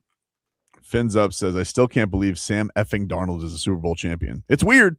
It's weird, right? Does it give us all hope? Does that give us all hope that one day? Or no, just the Dolphins are going to be in their own. Well, here's what it gives me hope. I feel like it should give everybody hope. Here's what I took away from it. I took away from it was this. Sometimes a change of scenery, right? A change of conditions will put people in a different space, right? And help them perform. I don't know how many guys that's going to help, but it seemed like it certainly helped Sam Darnold. Ricardo says, definitely not giving me any hope. Stun Steve says, Tua's going to win it with another team. Could you imagine if Tua wins it with another team? Oh my goodness. What? It was interesting this week though, because there was the story that came out from Adam Schefter talking about the Dolphins are going to look for a trade. It was a story that it was like the Dolphins and the Cardinals are going to look to trade their quarterbacks. I was like, for each other? And he was like, no, they're just looking to trade their quarterbacks. I was like, oh, that's not fun. I mean, first of all, let's be realistic.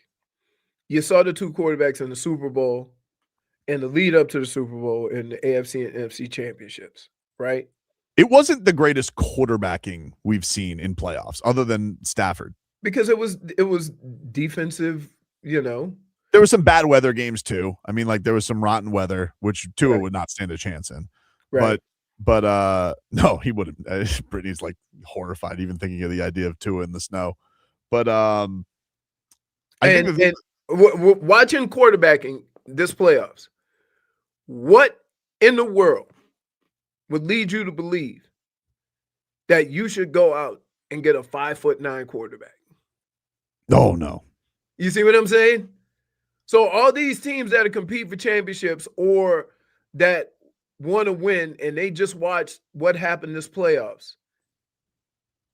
You want a big strapping quarterback. You want a quarterback who can endure the different and various conditions that they may face if they're not at home. And so Arizona and Miami, good luck to you. Yep. Because the only two teams that are trade was the two of you. They should just let's just say a little change of scenery. Change of scenery just for the year. I'm telling you. See, just for the year. Stop. They say Drew Brees just went into the Hall of Fame. He also played most of his career indoors, and you never had to worry about him playing in the cold.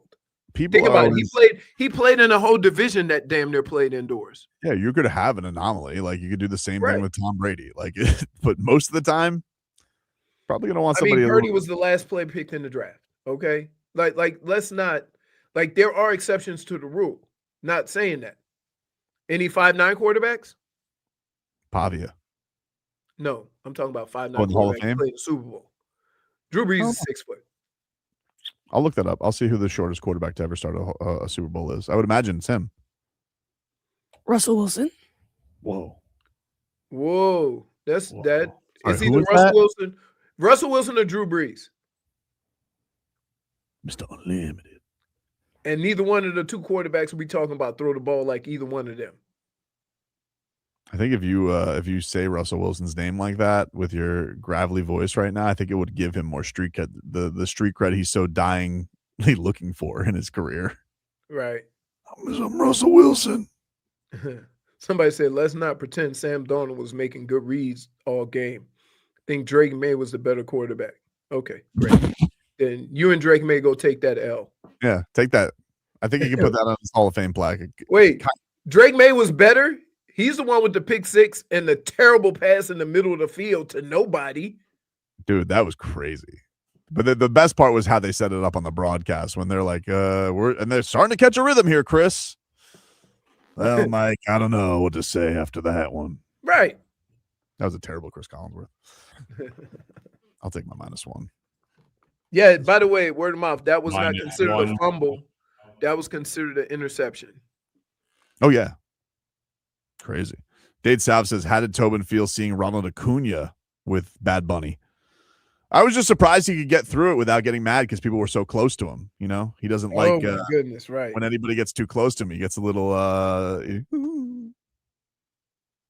can like a lot of people not like Ronald Acuna because he's sensitive when anybody pitches near him. Got so mad at Jose Urena. He's just being Jose Urena. He has no control. Swears like anytime you pitch near the guy, he's like staring down. Right, he want to fight. No, he's just a mediocre pitcher, Ronald. That's all he is. I love the way guys get mad at pitchers that's thrown at them and not acknowledging that they're just bad pitchers. Right. It's just not good. Here you go, slipped. My bad. I'm trying. You know? Take a break. More to come here on the show. We're back after this.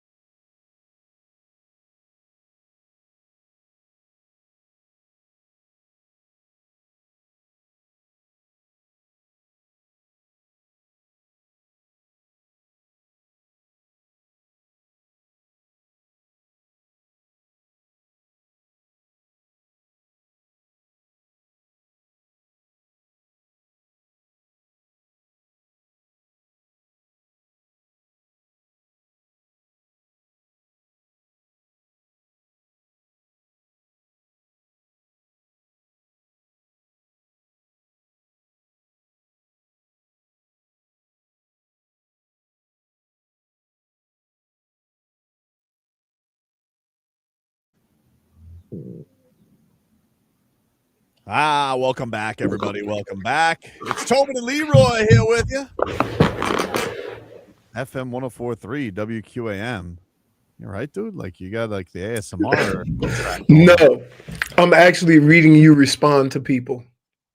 Oh, because Big Bleep Buck was mad at me. Yeah. Well, he's telling me to apologize. He says, "Bro, Tobin, you got to apologize for this Nico propaganda you sold the fan base on. How about you stop giving any scrub on this team a fun nickname?" And first of all, I apologize for nothing. That's numero uno. I apologize for nothing, okay? Because you want to know something, Big Bleep Buck? You didn't sit here watching Eurobasket, okay? So I was following along. Thought he was going to have a good year. The Heat, by the way, guess what, dude? You mad at them? They signed him to a 4-year contract extension. They went to Serbia to watch him in person. So what are you mad at me for? Second of all, he's going to figure it out. He's going to get it together. I mean, it happens. Like, I don't know why I hate in sports the first time a guy goes 1 for 10, he's a bum. Well, it hasn't been the first time. He's done it a I lot. know, but he's struggled. But I'm just saying, like, this period of time is not a career. It's a moment in time. Also, I didn't give him a nickname. All I just was doing was Jović, dude. And he's been, but it's not a nickname. He struggled. He struggled. I mean, one of the things that I struggle with is at what point do you say a player is bad versus him having a bad stretch? Hey, can we just talk about something real quick? Yeah. What's going on with Jennifer? You see this the chat? I don't know. Did Scooby fall on her keyboard? What's going on there? She's got like hieroglyphics going on there. What the hell? What happened with her? Is she okay? My computer had a glitch. I would say glitch. That's more than a glitch. Yeah, like what? Like were you like? Your computer tried to write us in Bad Bunny. Entertaining, but can't understand nothing you said. Schmieden says Jović is so bad. Tobin put Mama Jović in witness protection all season. Yeah. What do you want me to do, dude? But it brings me to a point. Like sports are weird. Sorry, I got excited about a player. Sports are weird in that I don't know when it's a bad player or a bad moment, because I've had bad moments, right? I've struggled in some years. Maybe he's Sam Darnold. I don't know. Like, basketball's different than football. Like, I could understand if people wrote Sam Darnold off before he got to Minnesota. He had played for 3 teams at that point. Right? I could see that. I could understand it. J2 says Nico having a bad month or two in a career that should be 10, 15 years, like how in the big picture, how, like, does that make him a bad player or just a bad stretch? I thought he was playing really well last year before he broke his hand. And then I thought he had a really good summer. He has not played well this year. Right. And that's a fact. That's a fact. I don't know why. My thing with Nico is, as bad as he's playing, he still has that stupid look. Yeah. Like his all shucks look, like, another air ball. He has to work on his body language. It's not he gives that look like he needs a Kel'el poker. Yeah, Kel'el's got a great poker face, and I think it's probably almost what drives Spo nuts. But there needs to be like a blend, like they need to like he needs to take lessons from Kel'el on like no selling his struggles. I would tell you, as a fan, when I go watch a sporting event as a fan, I don't ever want to get the feeling that a player has a mistake and it looks like he doesn't care.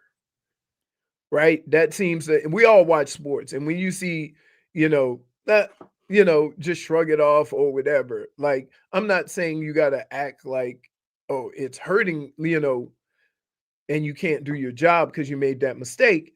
But I don't want to see you nonchalantly go about it like, oopsie, right? And I think sometimes that's what people see in Jović, and they tend to think that he doesn't care, which I don't believe at all. But when I see the look on him, sometimes I start getting irritated because, like, yo, dude, don't smile. You just shot an air ball.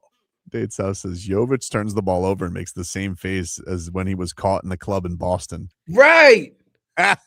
Right. So that's where, that's why I can understand it. That look right there. Can't tell if he airballed the 3, threw it to the other team, or got caught in a no-no club. He's a rascal. I can't stay mad at him. No, I know, but I'm You just rats off the ship on him, Brittany? You give No. very honest assessments of things. I do, but I'm not rats off a ship on him. I'm not sure what. I mean, he's not playing well. No. And he's a liability when he's on the court, but I feel like he could figure it out. And I think we need to be patient with him. I think he's needs still another young. Yeah, He's still very young, yeah. Very young. Or like when Bam went through his stretch, right? Yeah. Everybody was like, oh, Bam's a bum. Like, dude, the guy's been everything to your team for the last 2 or 3 years with all the different things he can do. And he had a bad month, and it's like not worth the money, blah, blah, blah. Like nobody, look, if you average 24 points a game, nobody has 24 points every night, right? That's your average. Somebody says, is Brittany trying to be Doc Rivers? Don't start.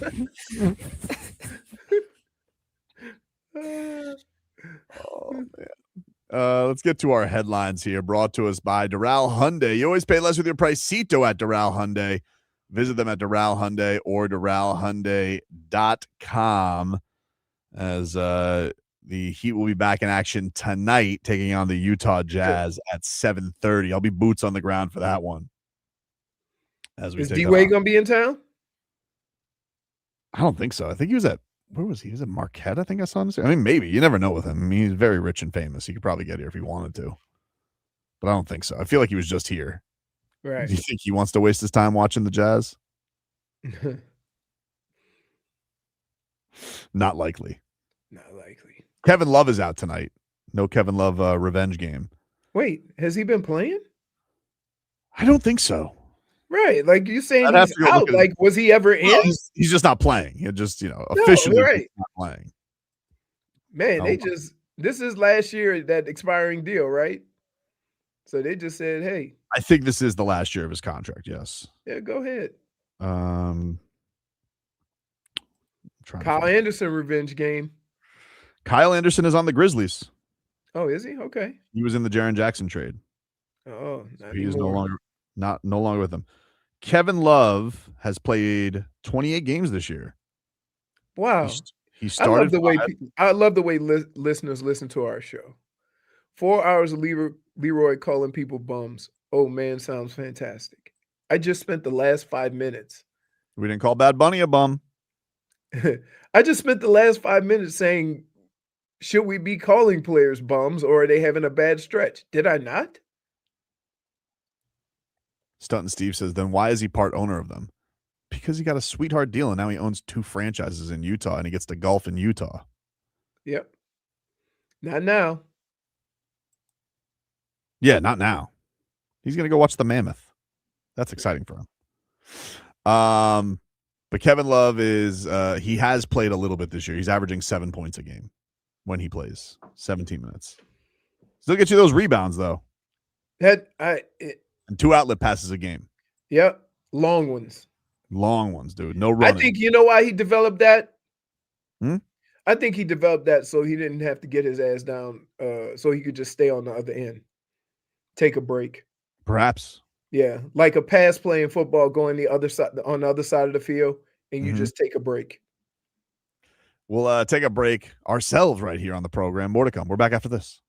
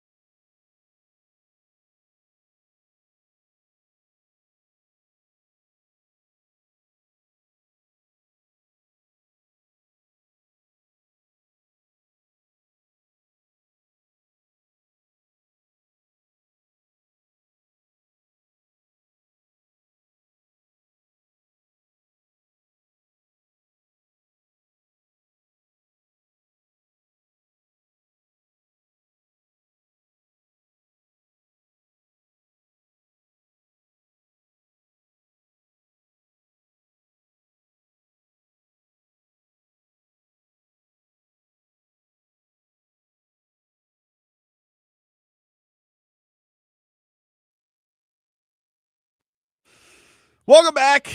It's Tobin and Leroy here with you on FM 104.3 WQAM. Oh, hello, Jennifer. Hello, Jennifer.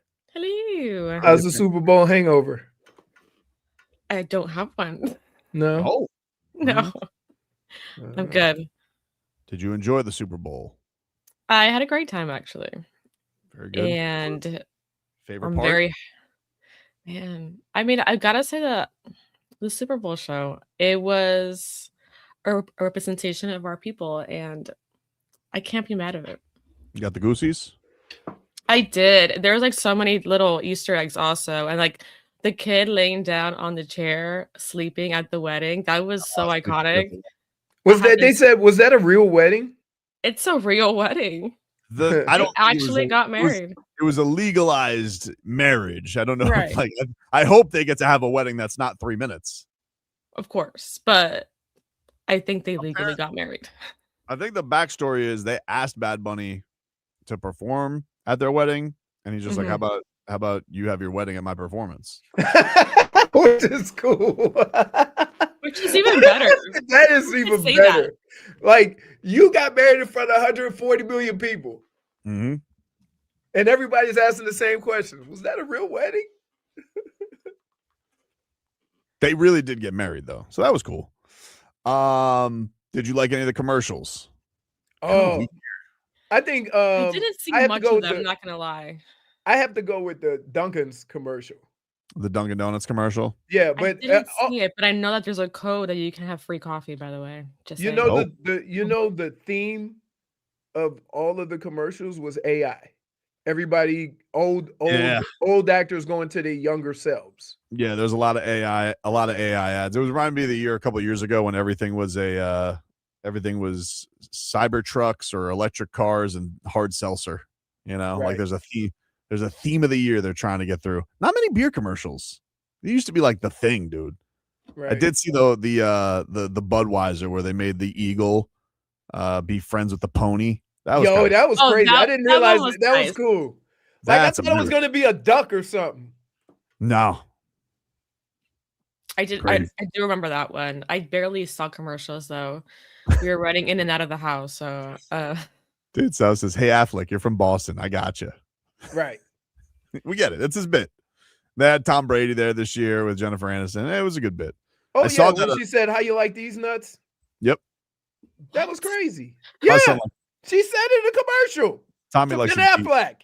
Tommy likes a fun D's nuts joke. He's all about that. 10 years old. That's what it's about. I mean, he didn't see any commercials because he was in the backyard getting muddy. Dude, it was crazy. I had to like pause. I was like, "Hey, they're doing the Mario movie." He goes, "Whatever." I mean, Mario movie, yes. I could not believe he is the first kid to come up. First of all, here's what you have to understand about kids. If you have a pool, they don't care how cold it is. I don't have a heater. The kids came over and they got in the pool. Yep. Right? Then Tommy wanted to play with the dog. He didn't care about the Super Bowl. Him and Zeus went in the back. They ran through the trees and the game was over. The game got to halftime. He looks at Tommy, says, "Let's go." Tommy was like a little sad. He wanted to keep playing. Yep. And he was muddy. And I'm like, who comes over here and gets muddy? Stun Steve says Tobin's boy Ben Stiller had a commercial. Didn't see it. Didn't see that. That must have been on my drive home. Didn't see that. Remember the two guys singing? Like they were doing a concert? With Danny McBride. Remember that one? Danny McBride and that with Josh Allen's wife was in it. Steinfeld. Oh, I saw part of that one. There's also one that was like a karaoke theme one where at the end it's the Backstreet Boys, I believe. Yeah. I don't even know what that commercial was. The guy who we were with, he really wanted to sing it. Crypto or something. Crypto, that's it. Crypto. I don't know. That means they had a low budget. The guy who was sitting on your couch, he really wanted to sing Backstreet Boys. I felt bad. He was singing it. We weren't joining in with him. He's like, in other living rooms, they're going crazy right now. I'm like, if you want to go crazy, my friend, no one's stopping you. I'm just not singing Backstreet Boys. He was singing he started singing. Why? Why didn't you join him? Because he was like the guy in the stadium that was trying to start the wave, and he keeps standing up. He started singing verse after verse. He said, they're probably singing it, all over the country. Yeah. Meanwhile, Funny. good for you. We were actually singing it in our party. It's like, come on, guys. I want it that right. Never mind. Another time. Did Robbie go? Yeah. Robbie was there. Yeah, we saw Robbie. It was great. I was going. Yep. Yeah, Robbie was there. We saw Robbie the Degenerate. It was good to see him. Yep. So it was Slim fun. Robbie. Slim Robbie. He's like, I haven't had a soda since 2020. I'm like, that's not soda. It's Berry Monkey. Oh yeah, one kid got caught with a iced tea, hard iced tea, yeah, hard iced tea, and he goes, I just saw tea on the can. Aww. And his dad looked at him and said, like, nice "You try. know what that was. You knew what it was. You knew what it was. You knew what it was, dude. Nice try though. Yeah, that's funny." The Ring camera commercial was troubling. Oh, where they tried to find the dogs with face recognition. Face recognition. Yeah, I don't think it will probably make everybody get rid of Ring. It's like, I'm gonna pass. Yeah. You guys got enough information. So I keep like, I'm like, you know what? I think you guys have enough on us already. Do you really need more? You're trying to turn us all into robots. You're trying to face recognize. You're probably trying to steal our faces for movies. I think we're good on this. Get back to the Budweiser. You want to make America no right? Budweiser commercials. Just the horse and the eagle. That was it. Right. Get back to the frogs. That was funny. Or what's up? Those are Super Bowl commercials. Yeah. These days, everything's AI. All right, we get it. Somebody, Stun Steve said Robbie was definitely looking for the dump button with the hearing of these nuts Jones. No, there's no doubt. There was no doubt about that. Crazy, man. But yeah, was the commercials were okay. I think what was the one with all the toilets flushing? That was a clever commercial. That was for hydration. It was I forget what song they were singing, but then they were like, "Oh, it was take a look at me now," and that was like, it said, "Take a look at your pee. Is it yellow? Hydrate." Right. It was the craziest. Like, I don't know what? Yes. We're like, do you remember what company that was, Brittany? It was some electrolyte commercial. IV. Oh, it's IV or Liquid IV. Liquid IV. Yes. That's. But it kind of caught because you're like. You're looking at the commercial and usually when you watch these commercials, you're trying to guess what brand it is. Right. Right. And it came out of nowhere at the end. Liquid IV. We're like, okay. That was a nice twist. Did you I wanted to answer this. Fins Up said, what did you guys think about Giannis partnering with Kalshi? Did you guys see this? You guys know what Kalshi is? No. I'm not the best at explaining this either, but basically it's one of these things where people, I don't, we like gambling on this show. It's fun. This is like market predictions. Oh, so they don't call it gambling. They call it market. They call it prediction market, right? So you can buy, I imagine, stock in something happening, go high, sell it whenever it's at. So this thing became very prevalent. I mean, it's been prevalent. It's been more common. It's very common with predictions on where guys are going to land, right? Right.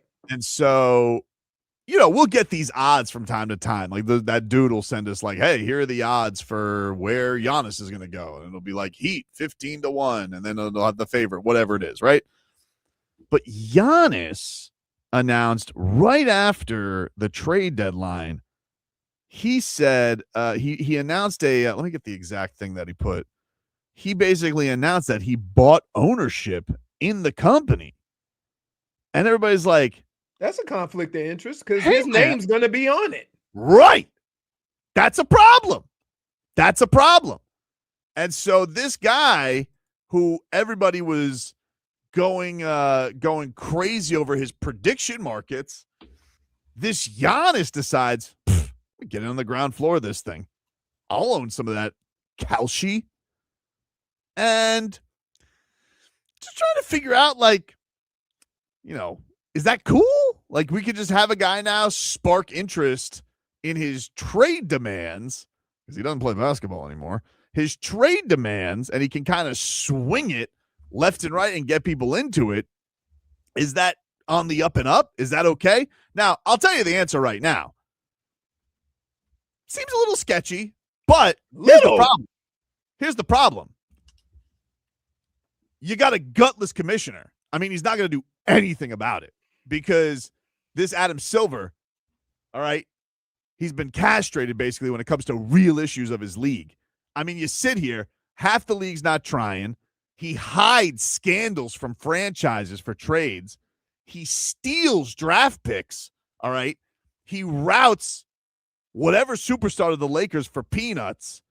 And now Giannis goes on this trade demand binge, and then all of a sudden, I'm going to buy ownership in this prediction market company, but it's not gambling. But what's Adam Silver going to do about it? I'll tell you exactly what he's going to do about it. Nothing. He's not going to do anything about it. You want to know why? He's still backed up on the old scandals. He's got so many scandals that he's backed up on scandals. He's on scandal back order right now, dude. He's not handling anything. Has Kawhi Leonard been punished? Have the Clippers been punished? Has there been any decision there? No. Has the Terry Rozier thing been resolved? No. Have the Heat gotten back their pick? No. The Terry Rozier thing did get resolved. He's getting paid now. Oh, yeah. Way to go, Adam Silver. You really nailed that one, dude. Way to put it and rule it with an iron fist. But please, by all means, go put an NBA team in Bulgaria. We're all dying for it. So my question is, how can you invest in a company that's basically putting odds or making predictions on your future? Yeah. Right. How can you? Without, and here's the kicker, without informing them of your intentions. Seems he said, we are all Kalshi now. Everyone is online. The internet is full of opinions. I've decided it was time to make some of my own. Today, I am joining Kalshi as a shareholder. We are all Kalshi now. So question, isn't that the commercial with, is David going to beat Goliath? 7%. That commercial where they do past history. I don't know that. I don't know that commercial, but I know what the thing I see it most for is like, where's this such and such going to go? Right. And they don't refer to it as sports betting. They call it prediction markets. Right. But I know, and people are like, well, what's the difference between this and LeBron doing DraftKings? It's like, well, LeBron can't bet on himself. It's not allowed. Right. Not allowed. He's not allowed to influence that type of stuff. Giannis has ownership in something that feasts in betting that he could influence literally by a tweet. Not betting. Not called betting. Sorry. Market buying. Prediction market. But what do you expect from 6'11" Bradley Beal? A real look at me. That's why I have no interest in him anymore. All right. I'm done with Giannis. All right. Mm-hmm. I don't care if he comes here and they rename it the Kalshi Arena. Don't want it. Don't need it. I'm out. Sick of Giannis, dude. I'm sick of his antics. All right. I'm a Jakucionis guy now. That's the only thing I'm worried about. Well, Kasparas 6 months ago, you're a Jović guy, so that could change. I'm still a Jović guy. I want to be clear here. I'm still a Jović guy. But I'll tell you one thing I'm not. I'm not a Kalshi guy. Ergo, I'm not a Giannis guy anymore, okay? Never was, never wanted to be. Croquetta King, you are absolutely correct, my friend. What?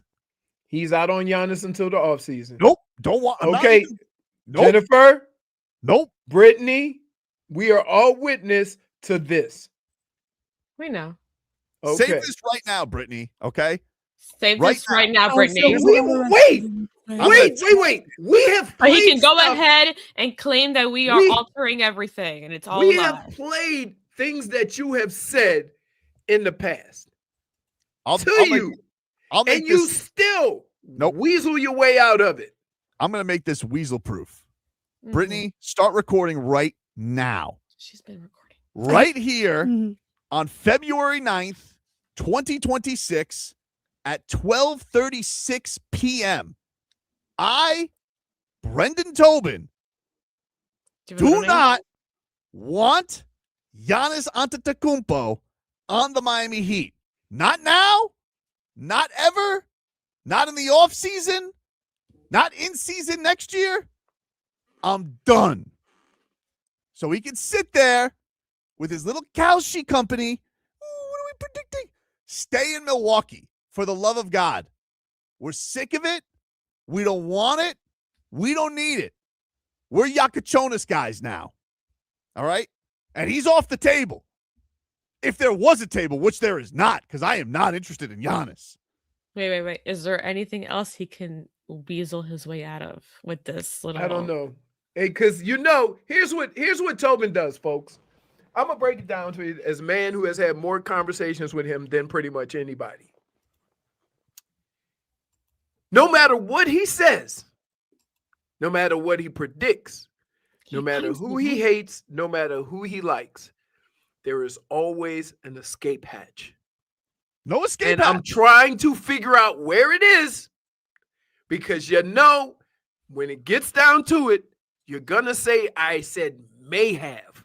or Will the facts ever possibly. change? Yes, the facts have changed. That's the Al-Maki. That's it. The facts have changed himself out of. Yep, that's it. You know There's it's no coming. facts in the No, Tobin, no, will no. the facts ever Listen. change? Don't be a fraud before it happens. Okay, Clip that let us being have this Brittany. moment. Let I us can have only- this moment. So when it does happen, we all can be on the same. Yep, here it comes. I don't have to I worry also about it. don't want to hear. It's hard to say. No, there's nothing else Oh to say. my goodness. There's nothing There else it to is. say. Or here's what's gonna happen in 6 months. Because we're gonna do a lot of radio from here to 6 months. Find it. Find the tape, Leroy. If I said it, find it. Remember that? I've Say told that you in that all the big time. letters. I've timestamped it because of podcasts and videos. Things can get lost in the either. Brittany started from the timestamp, and you got That the should be your statement. new nickname. What? Not show pony. Timestamp. Escape hatch. Oh, I thought you were gonna go. You always timestamp. wiggle out of everything. I'm not trying to escape. I don't want to You- escape. What? Look, there's another one. May have dodged a bullet. Oh, Well, that was yes. true. That was true. yes. That was true. yes. Yes. He did Could that. be Wait, something. he did that with Dame. No, Jimmy. Huh? Uh, No, the you did man- that with Dame Just when a he looky-loo, got hurt. baby. No, I never. I would take Dame on one leg right now. I love Damian Lillard. We just having fun, baby. How about that one? Have some We are just having a little fun. I'm not doing that with Giannis. Though. I'm done with Giannis. we just have some fun, baby. You gotta say it with the high pitch. I don't sound like that. Yes, you do. I don't sound like Yes, that. you do. Yes, you do. And then it ends up. I end up defending myself because he'll go, Leroy, you just don't like having fun, right? That's You what don't like happens. having fun. No, that's what happens because I keep it real. Little sweetener. That's another one. I cannot be any clearer about this. But it's Okay. Giannis, dude. Yes, No, there it is. I'm not going to do There that. it is. I'm not going to Okay, do that. Giannis. I'm I saying wouldn't all do that of for these that the anybody, people are but saying Giannis. that way I want- the people Jennifer? were That's thinking not even us. Jennifer, there is only one way that Giannis can get out of this. Okay. Oh, now there's one Here way. we There's go. a time One way. Hey, Patrick, wait, you're revealing What? your What escape is hatch it? beforehand. Yes, let me do it. Okay, go. Before you guys jump down my throats, let me lay out the ground rules. Okay. Mhm. There's only There's one rules. way out. Okay. The only way Giannis Antetokounmpo is getting back in my good graces is if he saves Sonny Bunny from a fire. Because I'm so out on Giannis. I never want him on the Miami Heat. I don't want to even talk about Giannis Antetokounmpo on the Miami Heat. And if you even think about trading Kasparas Jakucionis for Giannis Antetokounmpo, you're high as a kite, Pat Riley. All right? We're moving on. Oh my god. We're moving on. That's it. No more Giannis talk. Enough of them. I cannot wait Oh, till he my tries to get There out it of is. Sincerely, TTT, Tobin 2 takes. there's no 2 takes. There's no takes. I always wanted him. Don't want him. I'm not for it anymore. I'm Tobin, done. you are the type of person to grab Sunny Bunny, put him in a random situation Don't do that. right where Don't do Giannis that. is possibly crossing. Nope. Okay. I would never put my Sunny Bunny in danger. Hey. I saved her from an iguana. Did you not hear the story today where I saved her from an iguana with no pants on? I did hear that. Thank you so much for the TMI. Yeah, you're welcome. That's as close as you sending us a picture with your new outfit. Oh, Gonzalo said for his size, Tobin sure can wiggle. I'm telling you right now. Just don't bring it up to me anymore. I don't want to talk about it. Oh, no, I want to talk about it. Don't want to talk about it? Not interested in it. Can I please make this point? There is nobody on this show that has talked about Giannis more than you. So when you tell us just don't talk about it, you're really only talking about yourself. We'll see. No, it's true. That's facts. We are not We'll getting any we'll sees. You're not going to hear from me. I mean, I honestly, you could tell me today, I'd rather Giannis Antetokounmpo team up with Jason Tatum and Jaylen Brown than be on the Miami Heat. Okay. I'm done with Giannis. Enough of him. Mm-hmm. Fraud. Is this right? Reverse psychology? Nope. No reverse psychology. Okay. I hope he either lives his Wait, life sorry, in my Milwaukee. computer just glitched. What did you say? You'd rather who? I'd rather Giannis? Giannis Antetokounmpo be traded tomorrow to the Boston Celtics and play with Jason Tatum and Jaylen Brown the rest of his career than him ever lace up sneakers playing for the Miami Heat. See, that wouldn't happen though. That's not his team. I'm telling you right now, I hope if that doesn't happen, I hope he lives the rest of his life happy in Milwaukee with Christian Yelich, with Joni and Chachi and the Fonz, and he leaves us the hell of it alone. Go predict that, Kalshi. Oh my goodness. You are I cannot. I don't know whether to be mad or amazed. Like, because you manage to get out of these situations after digging yourself a hole and burying yourself. No situations. I'm telling you how I feel. Oh, okay. I'm tired of his act. I'm tired of it. Oh, there it is. I'm tired There of it it. is. I'm tired of his There it is. act. There's the wiggle. You wasn't listening, right? He said, right now. No, I'm tired of his act. Now and No, forever. because in the very beginning, said right now. right There's now, no wiggle room. forever. There is no wiggle room. Okay. The only thing I won't say is if Giannis got traded to the Heat, I'll stop being a Heat fan. I'll never stop being a Heat fan. But let me tell you something. If he were to Oh, ever there it get is. traded- Wait, That's the there it wiggle. is. If he So were to that's- ever That's get the traded- I'm wiggle, only okay? cheering for Heat players. Take Giannis this happens to mark be on off. the Heat. I'm going to cheer for Giannis. No, That's what he's going to say. There's no wiggle We room. got There's it. no wiggle room. No, You you don't have me. exposed yourself, buddy.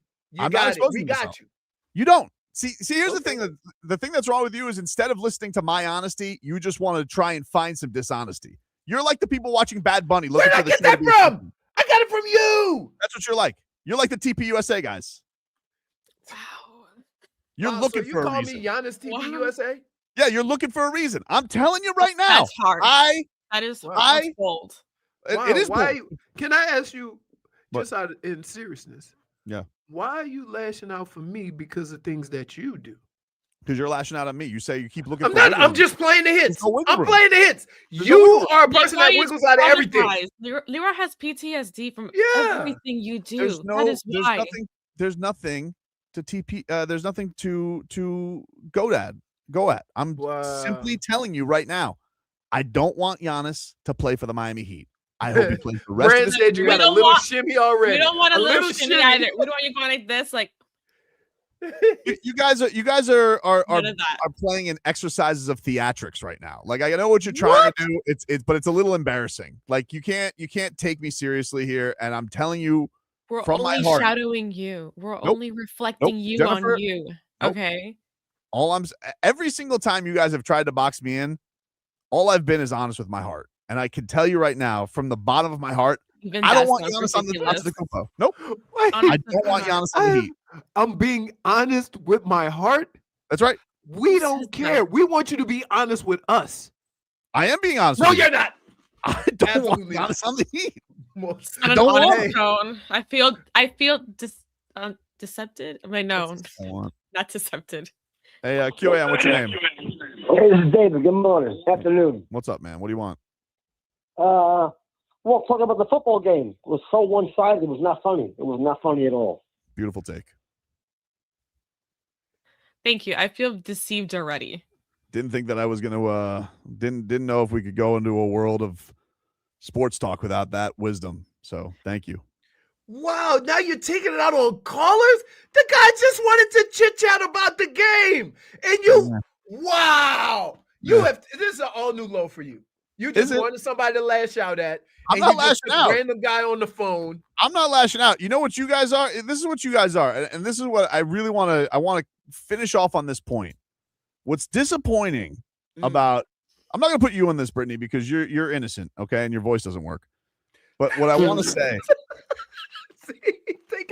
say, is Leroy Horde and Jennifer Figueroa are two dishonest people, because you know what they honest. You want to know what you Be traffic honest, in? Posh. No, you want to know what you honest. You want to know what you traffic in? You traffic in my misery.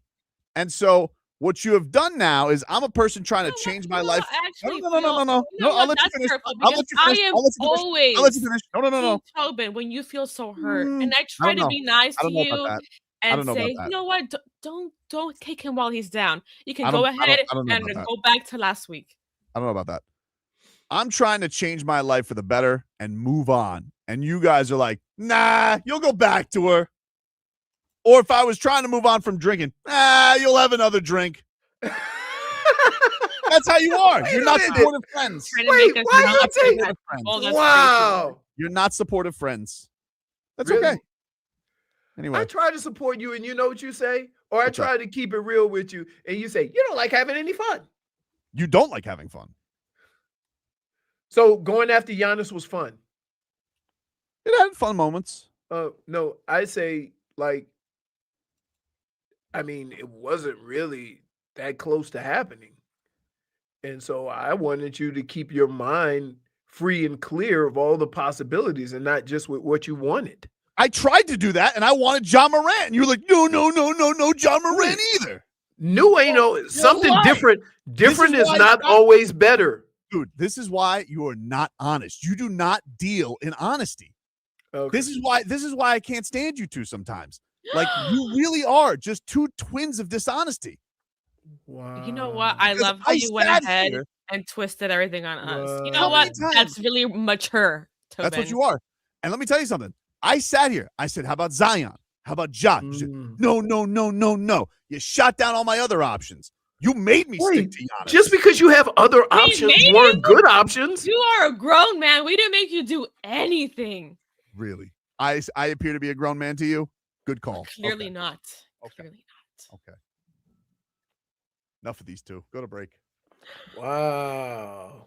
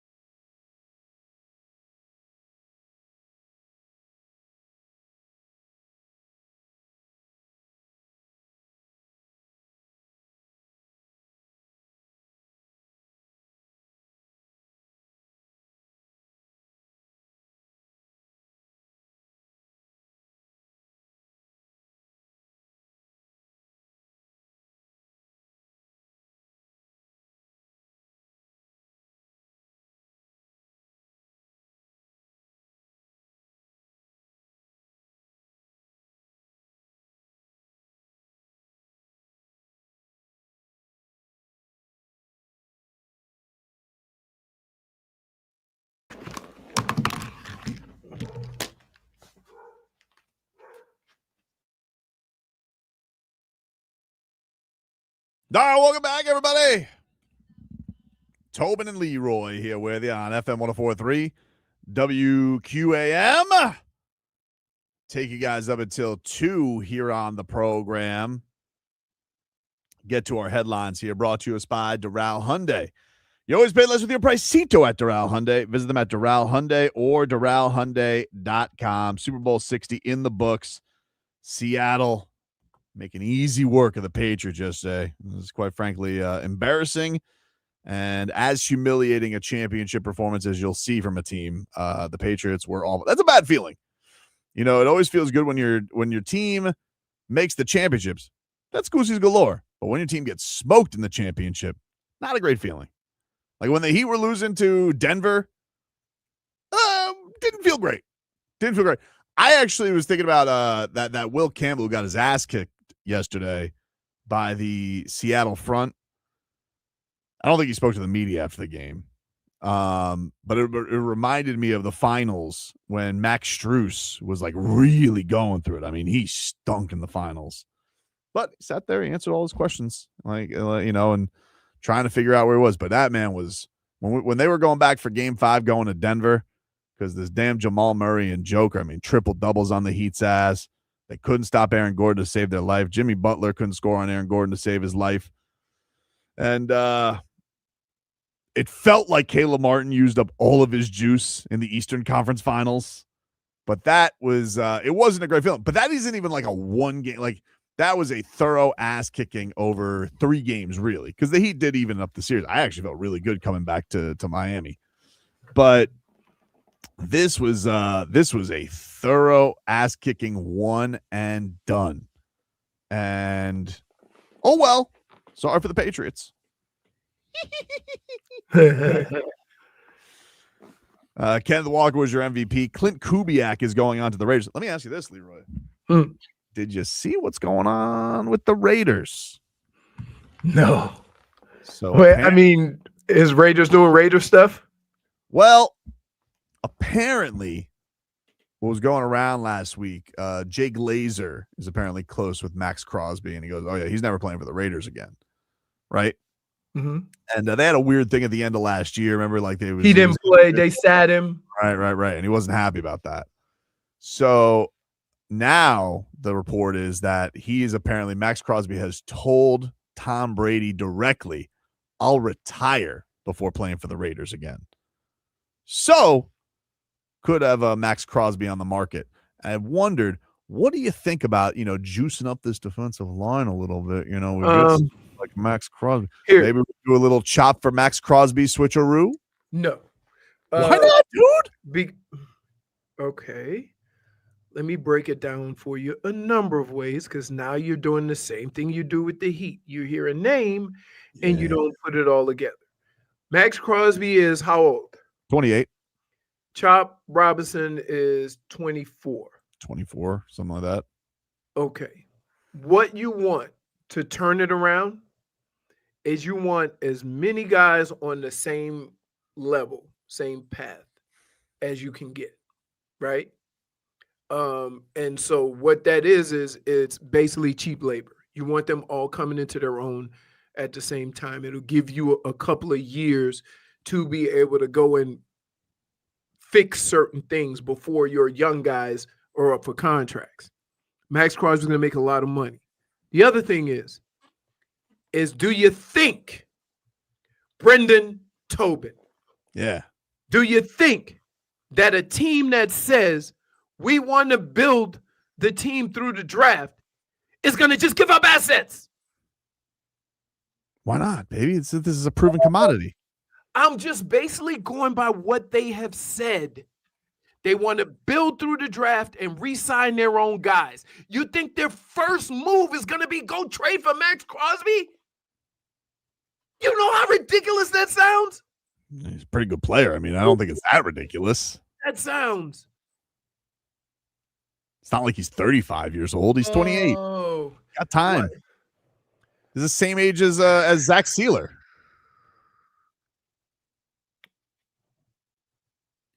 Wow. Couple big intangibles coming at you on the line. Wow. What? You just can't. you can't. You can't like. Why does logic elude you? What do you mean? The first thing the GM and the coach said, paraphrasing, but it might be pretty close to the exact words. We want to build through the draft, and we want to keep the guys that we draft. Sound right? That is what he said. That's what they all say. So. It is what they all say. So what would you think of guys the first time you meet them say that and then go trade for Maxx Crosby and give up assets? Sounds like they want to fix No, the it problem sounds like now. Chris Greer. Sounds like they want to fix the problem It now. sounds like Chris Greer. So, did you want Chris Greer out of here? Yeah, he stunk at So the draft. why are you promoting that the new regime do the same stuff he would do? Do Not you necessarily. see how I mean, this is kind of? He did it with Tyreek Hill. Because you approved the player. Tyreek Hill was a good player. It was Because a you good trade. approved the Would you, player. you That would makes disagree that was a good trade? Hey, You would disagree that was a good trade. one, but now Okay, you but it was got a no good trade. youth. But it was a good trade. Sure. Right. What was the bigger issue? When he had his own picks and blowing those, isn't that the bigger issue? Okay. All right. I can't. Like, you make 0 sense right now. Like, the first move that the new regime is going to do is do the same thing that the last regime did? That's not the first move. I'm just saying. See what It will be the first move. See what his list is. You know?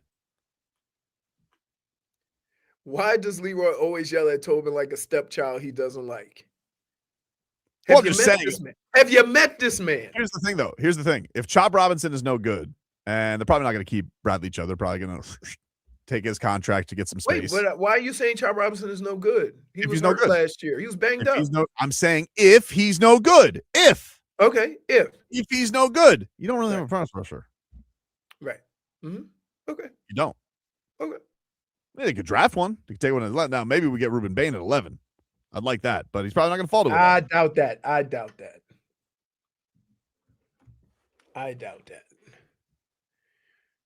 If Ruben Bain lasts until 11, I would think that somebody missed a bunch of teams missed the train on that.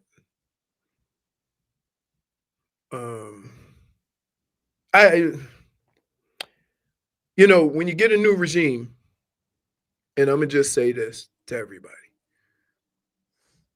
get a new boyfriend, get a new wife, get a new car. If the last one didn't work, you don't want the same model. You don't want the same type of person. You don't want the same decisions being made. So I don't know, and I can't imagine why you would sign up for the same exact thing you hated about the last guy, bringing in veteran players, trading assets, F them picks. I didn't. Why would you then sign up for the same thing? Well, I didn't hate that part. I hated the being terrible at drafting. Okay, but the draft is a crapshoot.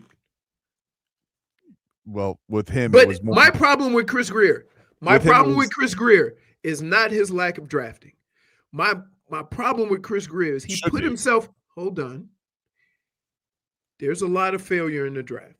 But what Chris Greer did was, because of all the other moves, he put himself in a position where he couldn't even keep the guys he drafted. Libra, he blew 2 drafts, like with a ton of first round picks, dude. I don't know what you're talking about. Okay. He blew a draft where his first pick never played. All right. Like, it's not like how many teams all their draft picks work out? Don't know about all. I'm saying none. Christian Wilkins was pretty good. Okay, great. Christian Wilkins was pretty good. Good for him. Who else did we have? Who they let go and got $100 million? So it's so on the top of your head Hunt. because it was electric at it. Hunt. Robert Hunt. Robert Hunt. I'm still not like Chop Robinson and you got Chop Robinson, you got KG, you got. We don't know if those guys are good, Leroy. We don't. We know. don't. Let me ask you a question. You're talking about the ones. Can I ask you a sports? Can I ask you a sports question? Go ahead. Ask me a sports question. Please ask me. Do. When you draft a 22 or 21 or 23-year-old, okay, when are they supposed to be great? Right away? Probably by year 2, you should know if they're good. Really? Yeah. Okay.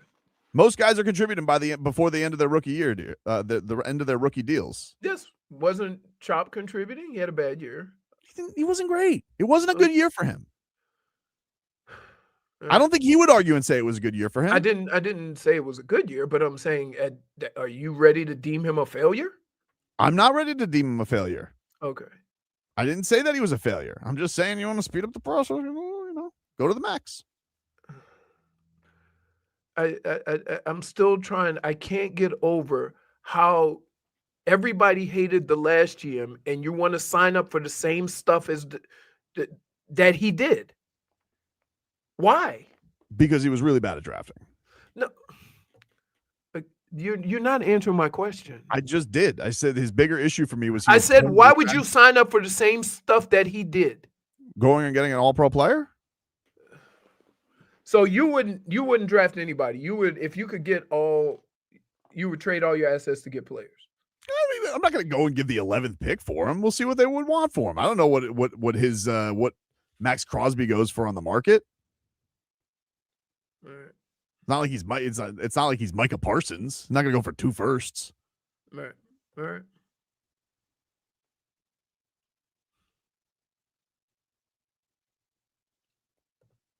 All right. Then the Shocking, more the more things change, the more you want them to stay the same. Like you want them to go out and sign, like go trade for a guy. Yeah. No, that's not how you're going to build a team. You're not going to build a team trading for Maxx Crosby. You're going to build a team through the draft. You're going to try to have some young talent on your team that you can get to produce before it's time for their contract to come up. That's how you build a successful team.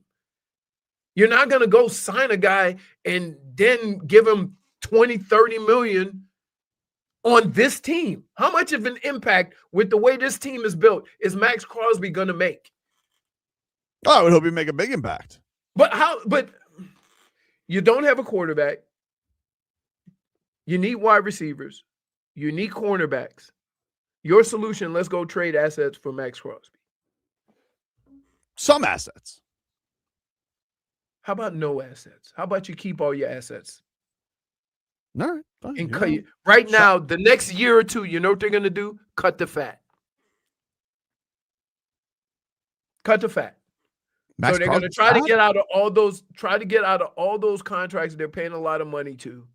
They're going to try to do a lot of these things here before they even consider going out and trading for anybody. They're not going to trade for anybody. We'll take a break. Malik Willis. That's it. Because guess what? They need a quarterback. Well, that's what you should do when you're ready to win. Go give $30 million to a quarterback who's had 3 starts. That makes more sense than going and get one of the best pass rushers of the last 5 years. But how good is one pass rusher? And like, I'm living this right in Cleveland. You got one of the best pass rushers in the league. Does he want to be traded?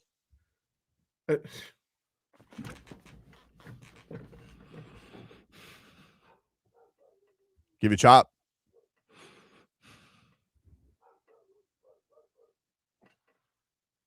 So he doesn't want to be traded. Are you proud of yourself? I am actually. You're proud of yourself. You walked right into that one. I'm sorry. Yeah. Flying knee, like boom, right in the chops. By the way, look at the video I sent you. I saw that. That's making everybody very mad in the combat sports world. What the hell are people thinking? I don't know. That's Australia, though, dude. Like that's what they do. Hold on. This guy wants to make a. Hey, QAM, what's your name? Hey, good morning. Did I miss the call queue for Luke Bryan tickets yet? Yeah, you did, man. You did. He called. You want to try again tomorrow? And what time in the morning, please? Hold on 1 second. Let me find out for you. Hold on. Hold. Thank All you. right, tomorrow, 12:20 p.m. Thank you so much. I appreciate it. Thank you. Hey, what did you think of the Super Bowl last night? I thought it was a very good game. A little one-sided. I love the halftime show. Yep. And the kicker should have gotten an MVP, the punter. Agreed. Great points. I should have kept him on first time. It's a nice caller. If he calls back, Brittany, ask him if he wants Maxx Crosby.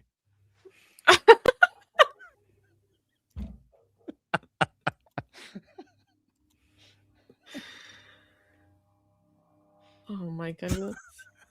I'll take my -1.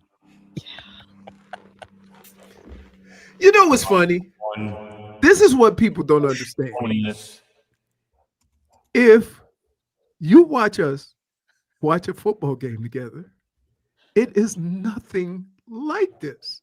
Oh, he makes a lot of great points watching football. Because people will come in and say, hey, who's that idiot you do the show with? Oh, he's right here.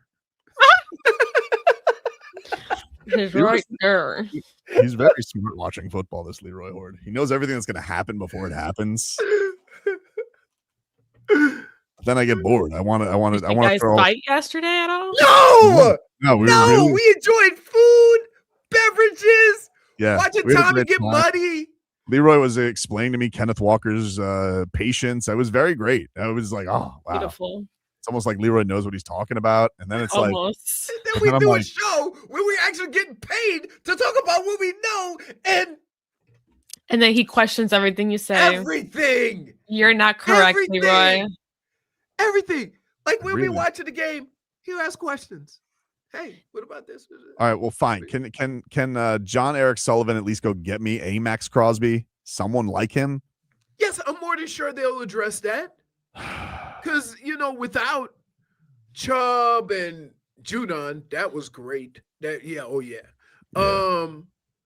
Like, you're going to need some depth at those positions. Why? Didn't you have a good time? You're exhausting. Go get me that guy. Go give me that guy from the. Give me that guy from the Seahawks with the giant shoulders. Dude, which one? Which one?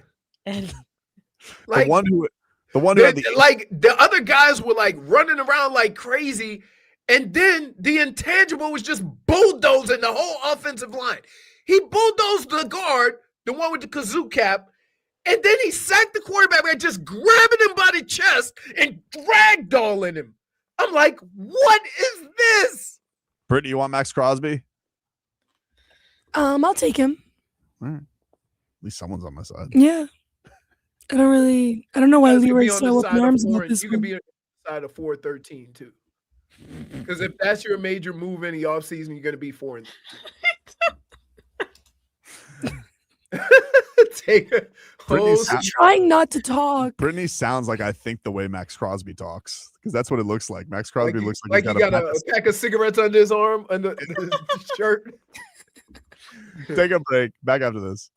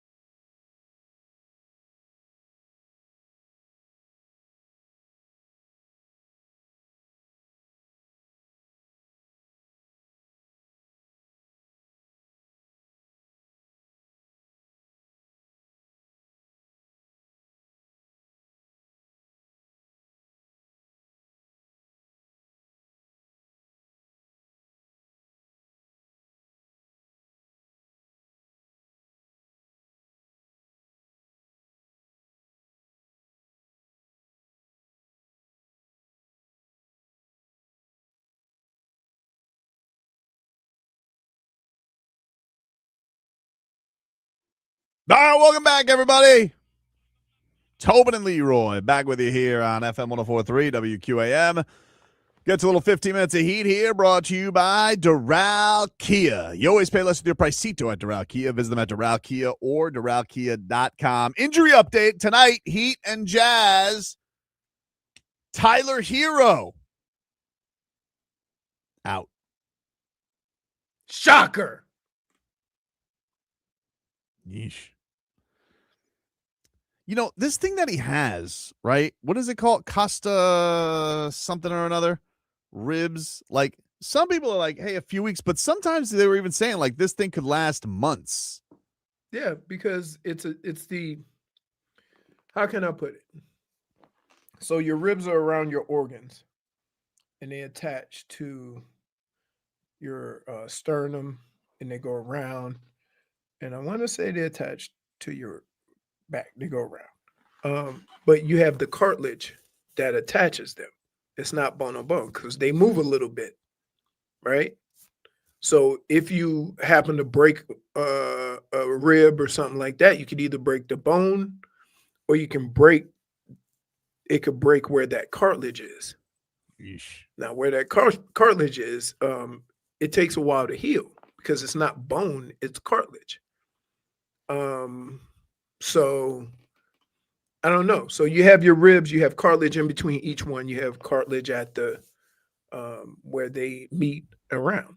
I don't know how long it takes. I know it. I think before we went to Baltimore, I got put on IR for the last 5 weeks because every time I practiced, my ribs would re-break. Jeez. But I was hitting. I don't know how it would have felt because while I was running, fine, right? But every time I would hit, it would re-break. It says costochondritis, inflammation of the rib cartilage, typically resolves on its own within 3 to 4 weeks, though it can last several weeks to months in some cases.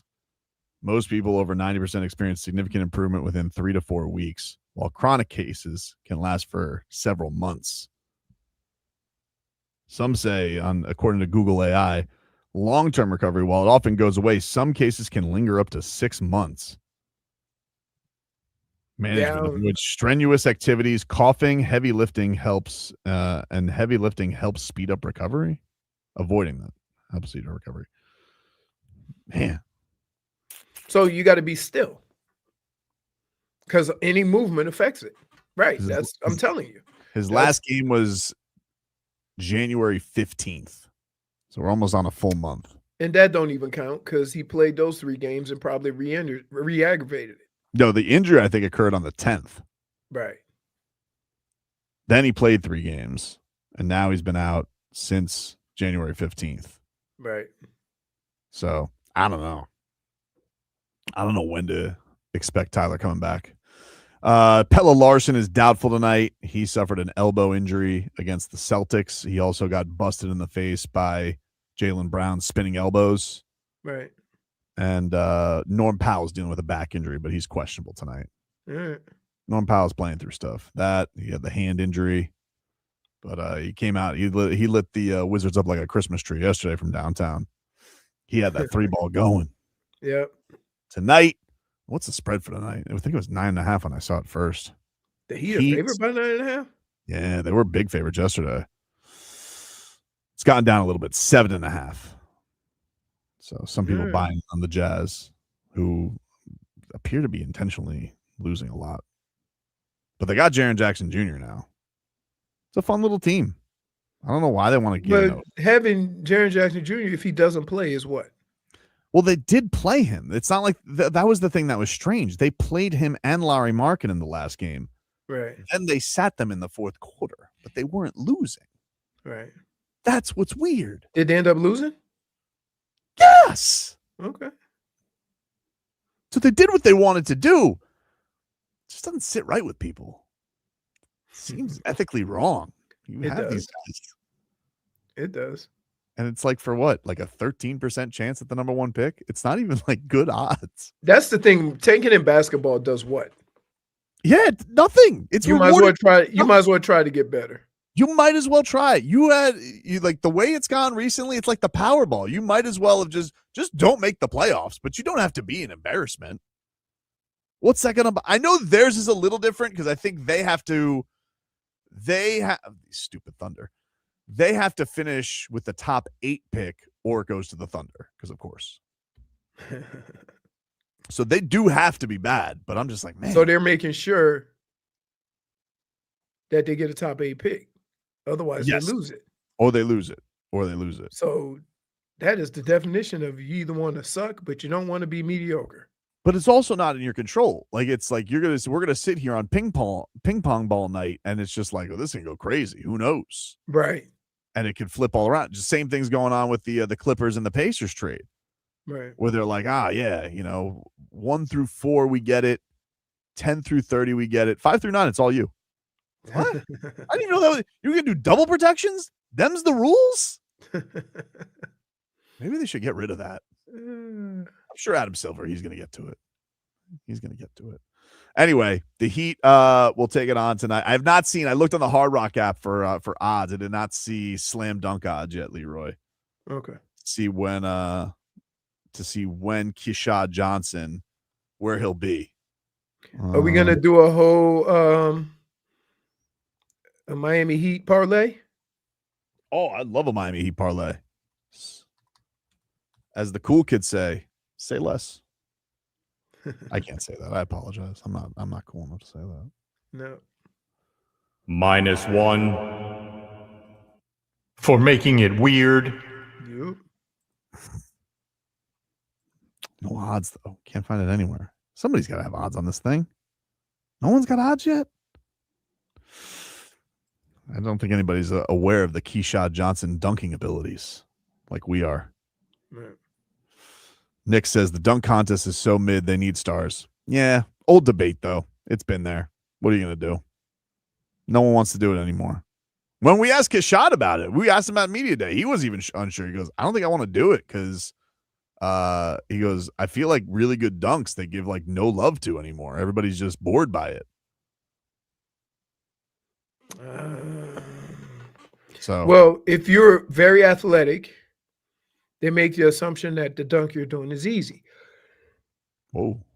They don't just look at dunks as dunks. So, for example, if Keshad Johnson does a dunk and then a guy who's 6 foot does the same exact dunk, the guy who's 6 foot is going to get more points because he's 6 foot. The Nate Robinson. Right, correct. I'm glad that McClung's out of here, though, right? It's time for him to grow up. I mean, dude, did he win 2 years in a row? I think he won 3 years in a row. 3 years. Yeah, but it's time for him to grow up. He's not even in the G League anymore? He is in the J League. He is. I believe he's. I think he's on the Magic J Leaguers. Right. So. I mean, he's come up every now and then, but he's I'll tell you what's a professional G Leaguer. I'll tell you what's a good dunk. Bam should do that Kel'el Ware dunk for the dunk contest. That's a good dunk. Well, in the dunk contest, they mostly jump over. Kel'el Ware. Yeah. He was not happy, but also he took it in good stride. He's like, this guy. Yeah. Listen, you got a few more hours to respond, according to Norman Powell, Kel'el. Right. He's going to be seeking that poster right on Bam's head. Yep. Take a break. Final segment coming up. We'll play a little All Right. Oh, no. After this.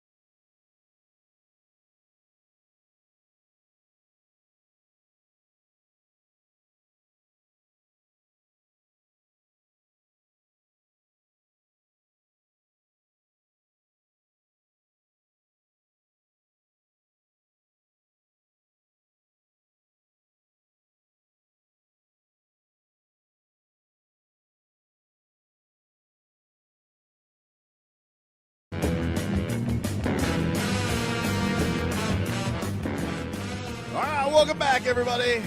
Tobin and Leroy here with you on FM 104.3 WQAM. Play a little all right. Oh, no. To close things out here on a Monday. Hockman, Crowder, and Solana coming up after us. And then I'm going to kill some time here and then be boots on the ground at the arena tonight for Heat Jazz. Last one before that. Last one at home before the All-Star break. My all right goes to the Marlins. Love the teal jerseys. Love that they're back. Happy they're back. Anytime you could bring the teal in any way, shape, or form, I'm all for it, dude. And I know they kind of did a little bit of that last year with their BP hats. Like they kind of did a teal with the new logo. Just go with Old Faithful. All right. That's what you got to go with. All right. No need to reinvent the wheel here, Fish. But everybody seemed to say that Fan Fest was a good time. Robbie told us Fan Fest was a ball. So looking forward to the Marlins getting their season going. They signed Chris Paddock today. So they're adding more arms. See what that rotational competition looks like and the back end. And also, you got this World Baseball Classic. You got to keep some insurance policies. Probably a smart move by Peter Bendix. My oh no. News just broke. The Los Angeles Chargers are hiring Adam Gase as an offensive assistant. Oh, no. And I got to tell you, dude, whatever enthusiasm the Charger fan had about adding Mike McDaniel, I mean, you just let a bum into the hen house with Adam Gase. I mean, the day after Sam Darnold wins a Super Bowl, you decide, who we should bring in? His coach. Doesn't exactly connote confidence if I was a Bolts fan, but what do I know? Enjoy that. That's my oh no. Again, one of the things you have to realize is Jim Harbaugh is the head coach who also played quarterback. So if anything goes awry, he's going to see it right away. How did he? I mean, did he keep his eyes straight during the interview? I don't know. Could you imagine him and Mike McDaniel discussing offensive scheme? No. Too much. What do you got for all right now? Mike going to say, hey, look at me. He said, I am. Horrible. So my all right is going to go to this whole football season as a whole. I realize that I live and talk about two franchises that absolutely sucked. But when you look around the NFL, you know that you can turn it around.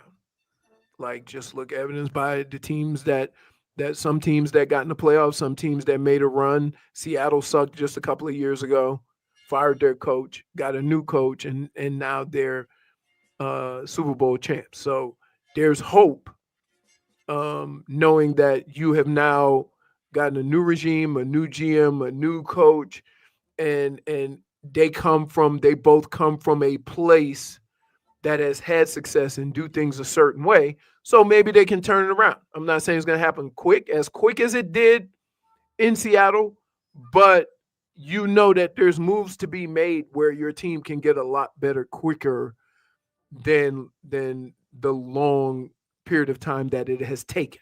So I really am looking forward to the process of how they're going to do things. What's your oh no? My oh no is going to go to, so I'm one of those people that before I pass judgment, I like to look for myself, because a lot of people go into things being biased. So I actually watched the TP USA halftime show. You did? I did. Wow. I was just curious. Like, I was curious because I didn't want to just listen to what somebody else said to me. And here's what I pulled from it, that it was just guys on stage singing like they were in a bar. And Kid Rock from Michigan Kid Rock sang 2 words. Everything else was lip sync. And he didn't even sync his lips with the songs. So he just got up there, like it almost like they called him on Tuesday and said, hey, why don't you come do a set? He goes, I don't have my band with it. Don't worry. We'll take care of it. We got you. That's how. And so I was a little disappointed that if you're going to say something is better and you're going to do it better, then at least sing. And they didn't get as many viewers as the Puppy Bowl. Yikes. So I just like, I know what people are saying, hey, you're a confirmed masochist. It's not that. It's that I like to develop my own thoughts and my own opinions based on what I see and not what people tell me. Because again, every time I listen to somebody else, what happens? I get Googled. And guess what? I got X'd again today when the show started. So that's why I did it. Thank you. What are you referring to? With the kid? The kid. You forgot already, huh? Or you just wanted to hear me say it? Yeah. See, that's what friends are for. To just like, wow. Your day is coming. It was an honest mistake. Yeah, your day is coming, my friend. Is it? Yeah. What is my day? Then you want to hear the worst part about it? Here's the worst part about what happened to me.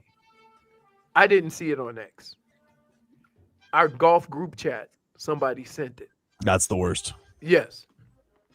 So you best believe he had a couple of choice words for me. I'm used to fact checking, so I know that. No, you're not. What? Dude, how many times do I got to tell you that was fake? Come on. Yeah. Well, look, I'm susceptible to the old Twitter story. I will admit to that. You've used Twitter for puzzles the last 2 months.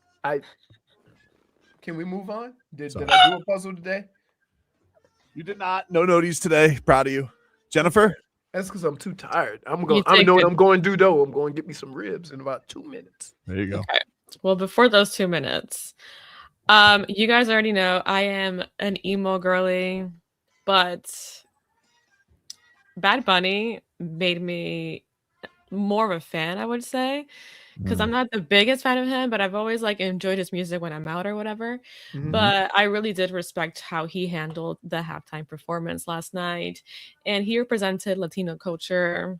Obviously, hello, I'm Cuban.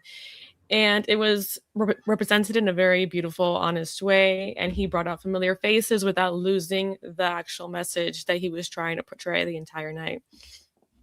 And my oh no goes to those people who lost the message the entire time. Oh no! And those who hated on it, because literally all he was trying to do was tell you that the only thing more powerful than hate is love. And all you guys know how to do is hate. Yep. You would think that some people have a message of doing it our way and others have a message of uniting, and how the people that have the message of uniting everyone are hated by most. It's the weirdest thing, right? It is the weirdest thing. United we stand, guys. And by the way, Bad Bunny is American, folks.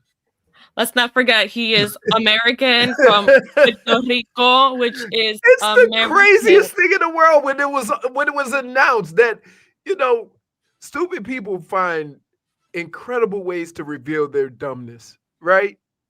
I just wish it was done by an American, like it's been done in years past. I don't know if I'm allowed to mention this, but this whole thing about Jake Paul saying to not watch the halftime show, doesn't he live in Puerto Rico?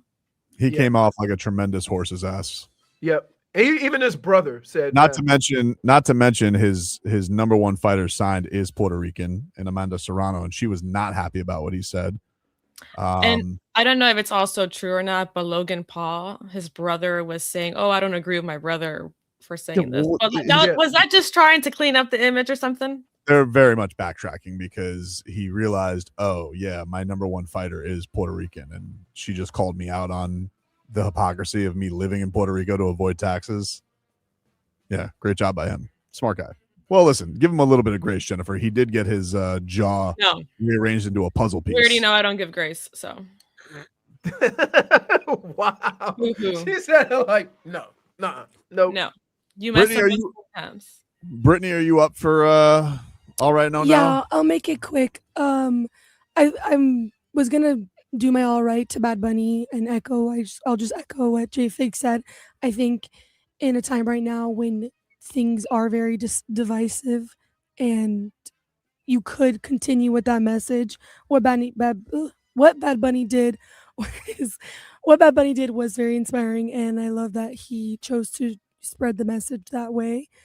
So that's my all right, and my oh no goes to the fact that I could not enjoy my Sunday watching the Super Bowl and Bad Bunny without having to see Lewis Hamilton and Kim Kardashian together at the game. No, it was truly upsetting. He goes, no, don't cut me off. It was truly upsetting. And I just have no words for it because why aren't you happy for him? That's kind of another thing. Happy for him. Go off on a rant. Why am I not happy for him? Why aren't you happy for him? He can't be happy. I don't want to say that he can't. I'm trying to find the words. I'm not trying to say he can't be happy. But it's a little disappointing is all. That's all. And now the Kardashian curse is going to get him. Well, listen. If anything, right now, the number one curse is the Drake curse, because as soon as you saw that he bet $1 million on the Patriots, you knew they were cooked. Of course. Well, yeah. So he needs to stay far away from Drake and far away from Kim Kardashian. I'm hoping that it's just like a PR stunt for like some sort of ad they're going to come out with. Maybe with Skims or something. PR stunt? Really? Yeah. Like Kim Kardashian doesn't date to do PR stunts. Except for the basketball player. You guys just make me feel better. Is me not being sick and having a bad voice enough? Can't just make me feel a little bit better. She likes the fancy cars that go vroom vroom, and she wants to be around Lewis Hamilton, very rich and famous. That's the Kardashian playbook. Whatever. Sorry. It's age appropriate, though. We'll see. Hey, we'll basically see Brittany after his first race. Is that the only requirement? Is age appropriateness? It's not the only requirement, but it is nice to see. It's not like this creepo Tom Brady who's dating like 2 decades down in weight class. Terrifying. You know, so I mean, it's a little weird. It's a heavyweight fighting flyweight. Yeah, man. You know. But as Jennifer Aniston said, how about these nuts? Yeah. Maybe he should go on a date with Jennifer Aniston. I would love that. I'd be here for that. That would be adorable. I would be here for that one. Kim Kardashian, not so much. All right, everybody. That's our show. Brittany, I hope your voice feels better. Jennifer, I hope you have a great day. Leroy, get some sleep. Thank you for the lovely meal and party yesterday. Yeah. I'm going to go drum up some Maxx Crosby fake trades, and I'll talk to you tomorrow. What's the northern version of a manatee? Huh? Tobin? You don't want any booers? You put in Quinn Ewers. The only way Giannis Antetokounmpo is getting back in my good graces is if he saves Sonny Bunny from a fire. Oh, Tobin, what a show pony. I'll see y'all when I see y'all.